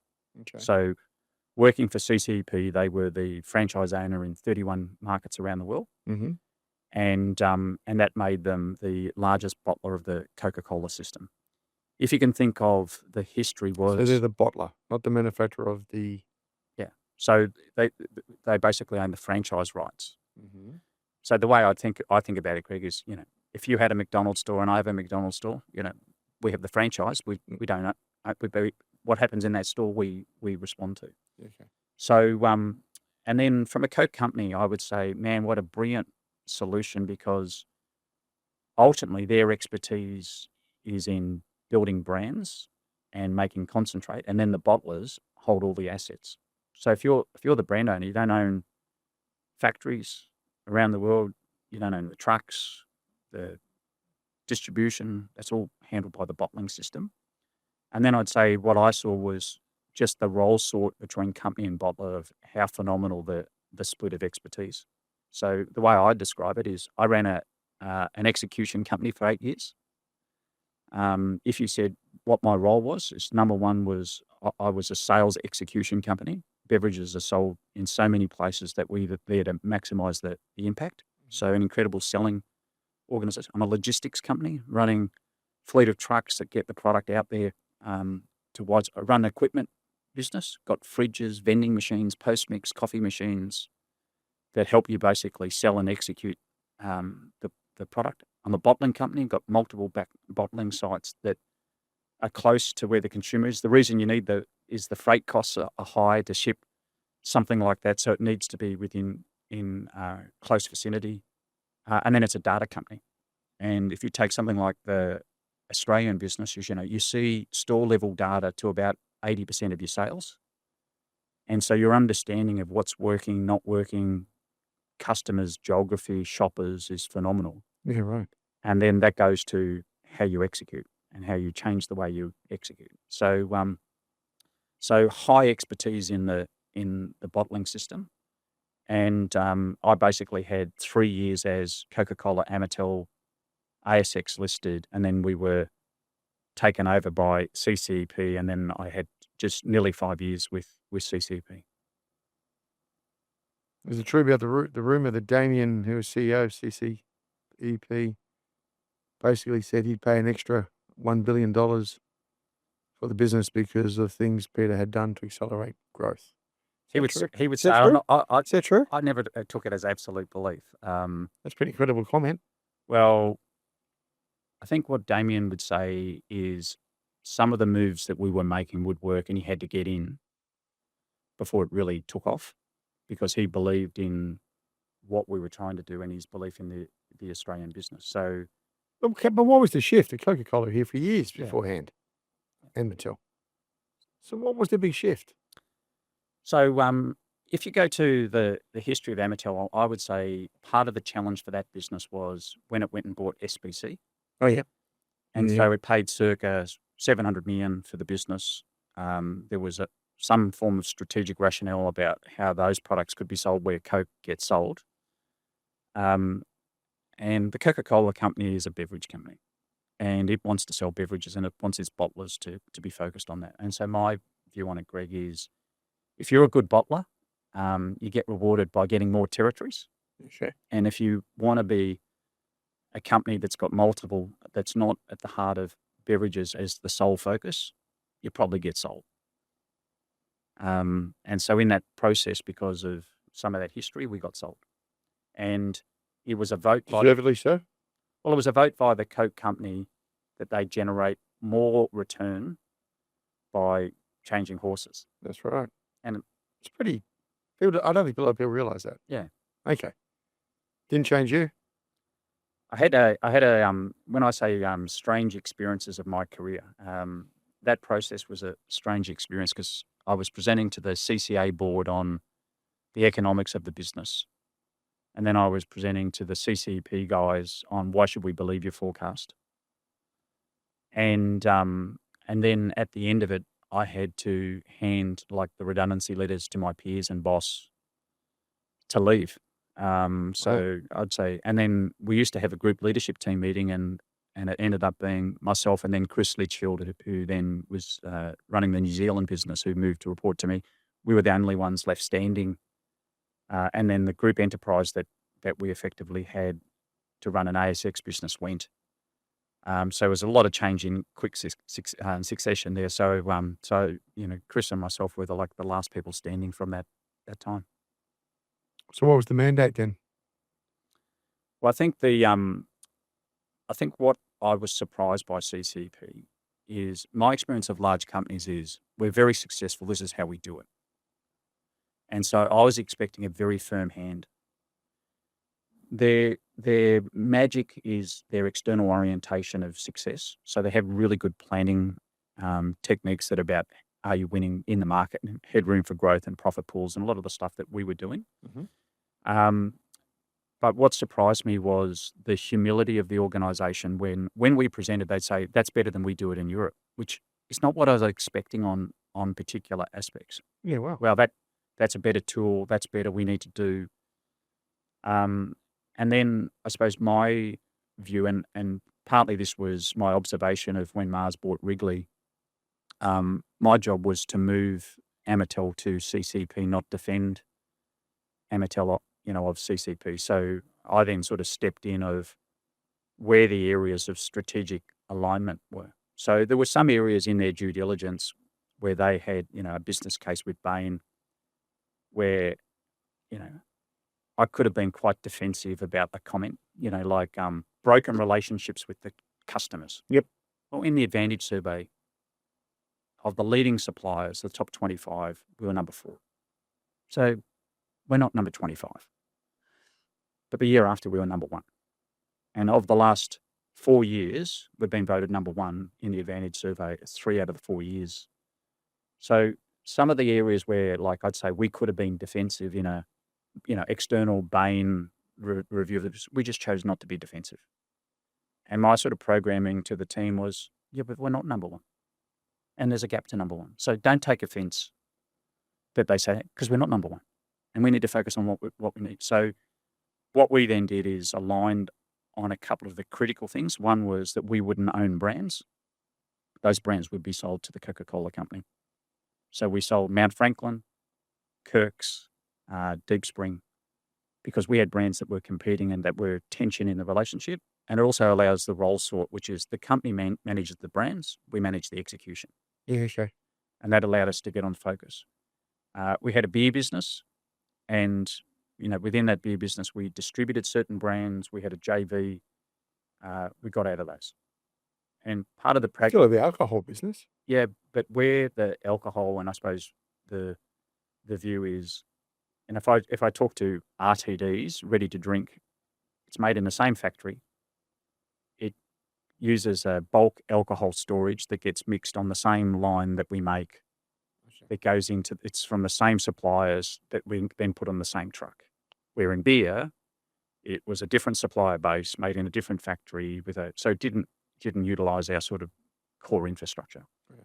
So we exited that, and even to the relationship on RTD, Coke have got certain aspirations. We had a relationship with Suntory. Suntory's a Pepsi bottler. We exited that relationship mutually with Suntory, and then we've aligned towards but in the past we aligned towards what Coke's aspirations. So I would say CCP's alignment with the Coke company is very high, and then as a reward, we then picked up Philippines and continuing to expand. So, and if you look at the Coke system, if you go back to Australia, all these little country towns had bottlers because it was all in a returnable glass bottle. Yeah, that's right. Yeah. And then it consolidated over time. Well, the large bottlers of the Coca Cola system now are very strong. And I would say, therefore, the level of expertise on someone like CCP, 31 markets, my team here would learn a lot from the UK. All the benchmarking of performance was against the factories in the UK. So you just leverage that expertise. So I would say high expertise, and surprisingly high humility, which I think is a leadership from Damien Gamble, who's the CEO. Yeah. Well, how did it feel like on the last day?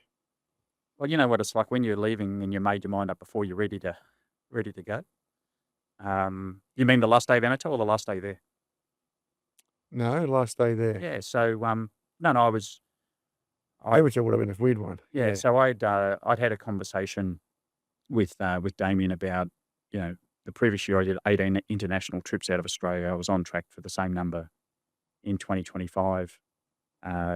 Australia's a great place, but if you're part of a global business, it's a lousy time zone. So a lot of my calls were 5 o'clock till 9, 7 till 9. I'm a morning person. I wake up at 5. I'm at the gym at 5:30.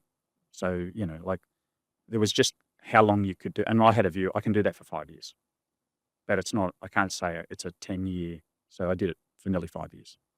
And so the conversation then was about succession, and then the guy who was the managing director of the Philippines business, he came into the role and succeeded, and so it was about how to manage that transition with him. And he was my recommended successor, and it's been a great outcome.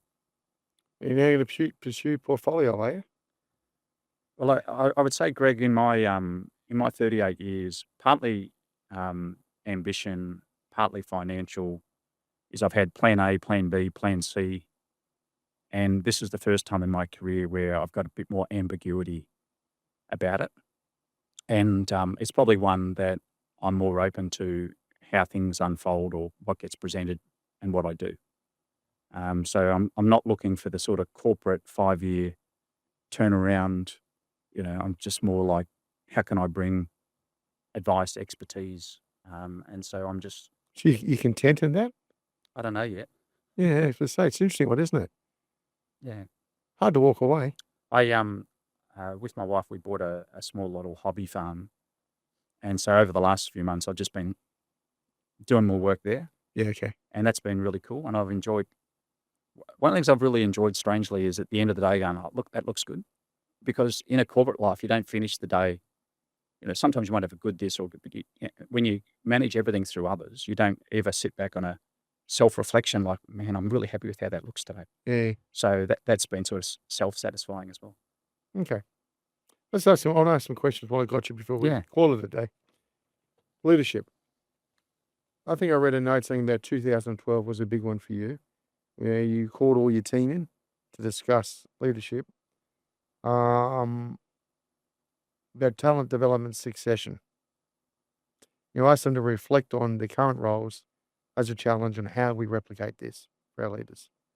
As we went around the table, leader by leader, the answers were eerily, I think the words were you said, similar. What were they?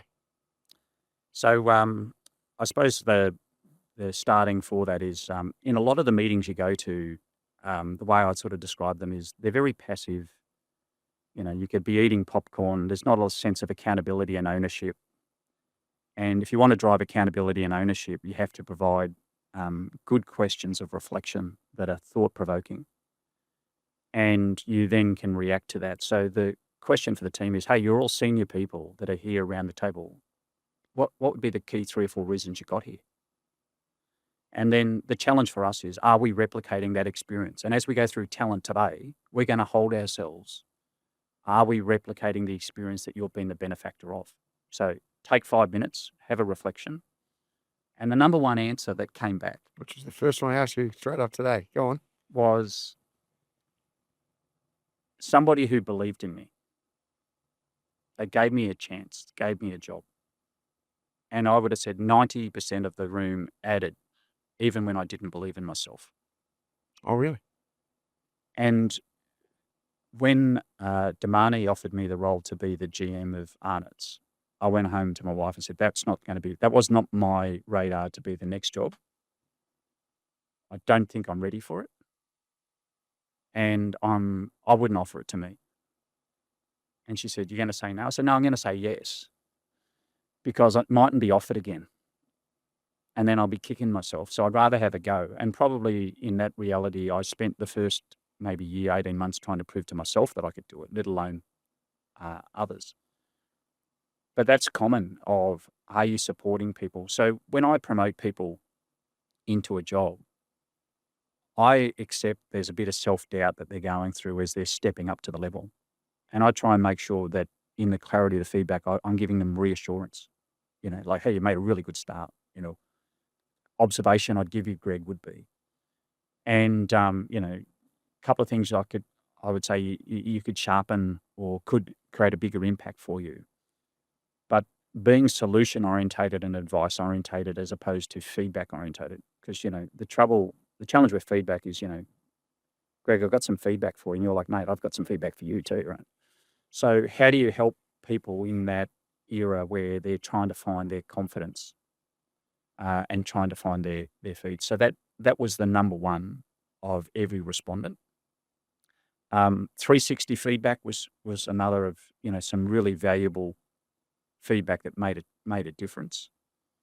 A great boss, somebody who really made an impact on me, and I learned a lot of really good skills was a common. And then stretch jobs or stretch locations, which were, man, that was difficult. But gee, I learned a lot. Or I moved to this location, and just that experience changed me. And so then, as we were going through succession planning, we were then challenging ourselves on that criteria. But it was a real aha for me of the common things that people were the benefactors of. How does that settle then with people working from home? Because if I was a young Turk, I'm pretty sure I'm similar to you in this regard. I'll be there 5 days a week. I'll be there 6 days a week. But one, I'm going to be seen. And when you're seen, you've been given stuff. So you're going to be challenged. 3, you're going to build relationships. 4, guess what? The person who started beside me is going to be left behind. So I'm competitive as well. So Orlando Rodriguez, who runs the Australian business for CCP, I did a presentation to one of his teams, and I used our photos in that photo ID to make us both 21-year-olds. So Okay. and I've said, now imagine a scenario where we're both joined as graduates on the first day. Yeah. And I've made a decision to come into the office 19 days out of 20. And Orlando wants this work-life balance, and he comes in 12 days out of 20. What could be the unintended consequence of that decision? Because every decision's got a trade-off personally and professionally. And so I probably don't swing to the extremes. Mm. But what would be the implication? Now, the implication is I'm probably going to have better relationships because I'm connecting more often with people. I've had the ability to demonstrate, see role modeling, good and bad. Yeah. I also get to have the informal moments, not just the formal. And the chances are when the first promotion comes up, I'm probably better suited to the opportunity. What could be the implications of that in 3 years? Well, I'm his boss. Mm. So all I say, it is a free market. And the free market at the moment is with very low unemployment, the flexibility that people enjoy, but there is a consequence in a free market. So you have to put the reality of productivity and ambition in a decision that you're going to make, and you have to be comfortable that you can't be complaining afterwards to the implications. So that's probably a bit old-fashioned. Greg and I support people's need for flexibility, but I believe teamwork, collaboration.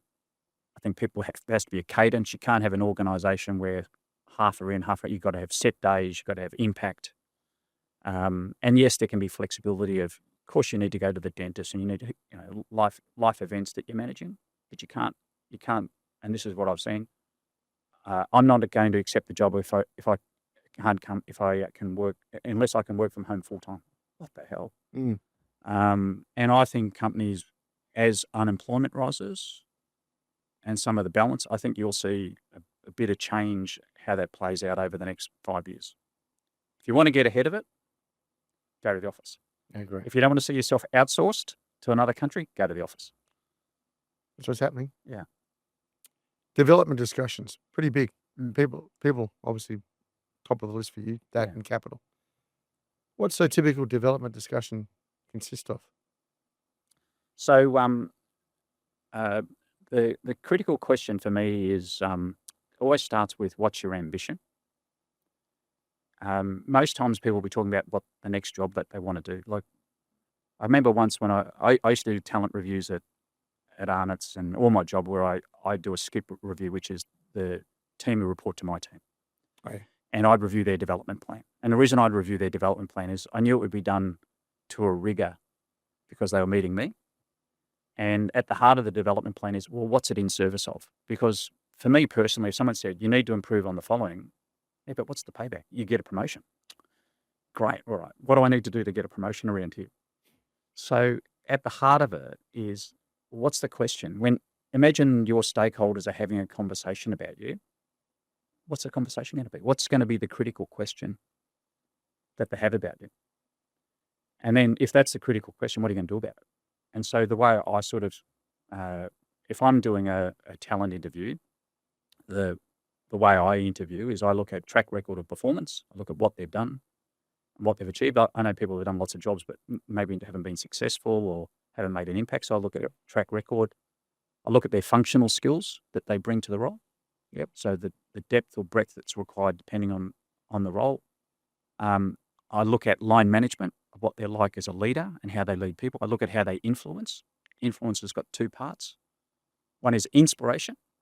Yep. The other is conflict management. Oh, yeah. And then that one I've added in recent years is how to handle senior stakeholder feedback. Goes to your early politics, which is how do you conduct yourself with senior people in a way that engages the conversation? And then the last area is, are they strategic or not? And my answer is, what's their track record of solving complex problems? So I tend to look at people's resume, I look at their experience, and then I'm getting a sense of where does that. So some people, their next job has to be, you need to go and manage this as a next job to get this functional experience because you've not done it. So if it was a salesperson, I go, you need to go and manage this channel. At the heart of most development, it will be how to improve their skills as a line manager and influencing, and how to be more impactful in the way that they influence others. So out of that will be a 70-20-10. And the 70 is you're bringing your development to the meeting. So the way it would look for me is I would have an agenda and I'd put a word on the agenda to program myself to play to what I was aspiring to be from a level of consciousness and impact, if that makes sense. Because you get caught up in, you can get caught up in it and your development's front and center versus I'm trying to make a big impact on the difference I make here. Yeah, okay. I'm trying to ask questions of clarification instead of providing the answer. And therefore, ask questions would be on my agenda of how I'm conducting myself in the session. Just throughout your career, I've interviewed a lot of people now. Amazingly, a large amount of people don't plan their careers. Did you plan your career? Was the first question. The second thing is, the big thing which comes through is your eagerness to learn. Now, that was there. You were always going to be there. Which is the driving factor? I think from a career perspective, early on, when I looked at senior people in say Mars or the industries, and they tend to have come from a marketing background. Okay. So that's where I moved out of sales into marketing. And when I was in marketing, I got offered a role to be the national sales manager at the time in Mars. I said no because I didn't think it was going to serve me longer term. It would have been a bit more money at the time, but not necessarily for the longer term. So there were some conscious Yeah, we're thinking it through. decisions. The two hardest breaks in a career that I always view is to become the functional leader, and then for somebody to have enough belief in you to go from the functional leader to a cross-functional leader. And that's normally back to the first point of someone who backed you and supported you. So those two transitions are the most challenging. When someone transitions to being a functional leader, it's a difference now where it's not just the work they've got. They're accountable for managing their people who could have been peers who are more senior, and then they're responsible for the capability of and the performance of the function. And that transition is not an easy one. And then the cross-functional, and I suppose my own experience of going to the cross-functional was not being a know-all on the things I didn't know. And I would say, so if you were the supply guy and I was the GM, I'd say, hey, these are the things that I think I'm really good at. And then here are the things that I'm going to be learning that I need your help from. But I would talk about what I could offer. I would be good at driving collaboration of the senior team. I'd be good at influencing outcomes. But I've not been experienced at the following areas that I'm looking to learn from you. And the way I'm going to learn is the way I'm going to judge the work is cross-functional collaboration and common sense. So all my questions will come from that, not the nuts and bolts of, that's just not my background. Great. I'm going to keep finishing out very shortly. You mentioned immigration. You guys track, map, follow, pursue, and when the markets are going to be. Pretty hot topic at the moment. So when CCP was acquired and the board came out and I did a presentation on the future of Australia, my overriding optimism is about population growth. The downside is if it doesn't have an integrated response by government, it ends in some chaos that we've experienced, or if the level of immigration is way too high for the economy. But you've got to have a degree of immigration to fill job needs and aging population. And it also spurs the economy because you need taxpayers to tax to fund. So it's fundamental to the country. I think the debate isn't about immigration; it's the level of immigration. So my daughter said we're talking about property prices, and she said it was much easier. It was much easier in your day. I said, well, we didn't get help from our mum and dad how to do it, and da da da. She goes, no, it wasn't as expensive. And so I went back and looked at a house I bought in my first house in Sydney, and I was 32. It cost $950,000, and I had a $500,000 mortgage, which I was quite stressed about at the time. But I could buy it at 32 with debt. Today, I looked at the valuation of that property is $5 million. Could I buy a $5 million house at 32? Not ever. So the cost of living from a housing affordability is a huge issue. And therefore, the balance that government gets right at the level of immigration relative to housing and infrastructure is the critical issue that I think Australians are looking for. Australians happy at the moment? Well, if you take the political scene at the moment, it's turbulent, isn't it? Like Yeah. and fast forward 5-10 years, we're going to see a fragmentation of the political system like you see in Europe because, if you take the Liberals, it's hard to know. At least I'd say with Labor, whether you agree or not with them, you get some aligned positions of what they're trying to do. And with Liberals, they can't agree amongst themselves what to do. So I think you're going to see a fragmentation of the political system, and we're going to see coalitions forming. When I was in Brussels, I think it took over a year to form government as Yeah. the various coalitions, and that's the future here. Mm. What's the future for Australian business then? And which industries are going to be here? Well, I'm positive on Australia because of population growth, Yeah. Yeah, unconstrained. but you talk about your consumer business, but the thing's called FMCG was manufacturing. Not a lot of that left, Peter. Look, So cost of manufacturing is the Australian Food and Grocery Council did a report in 2020, and what it showed was just the impact of the input cost going up. So gas was up over a 10-year period. Gas was up like 56%, and electricity was up 80%, and which would be even. We'd be 200% now, and therefore the cost to manufacture was inefficient. In that 10-year period, we struggled to get price rise through supermarkets. we had a oligopoly too. Well, the benefit that they gave was they protected value for the Australian consumer. So the retailers, by being hard on the manufacturers, protected price and value. And then the way the manufacturers responded is they streamlined.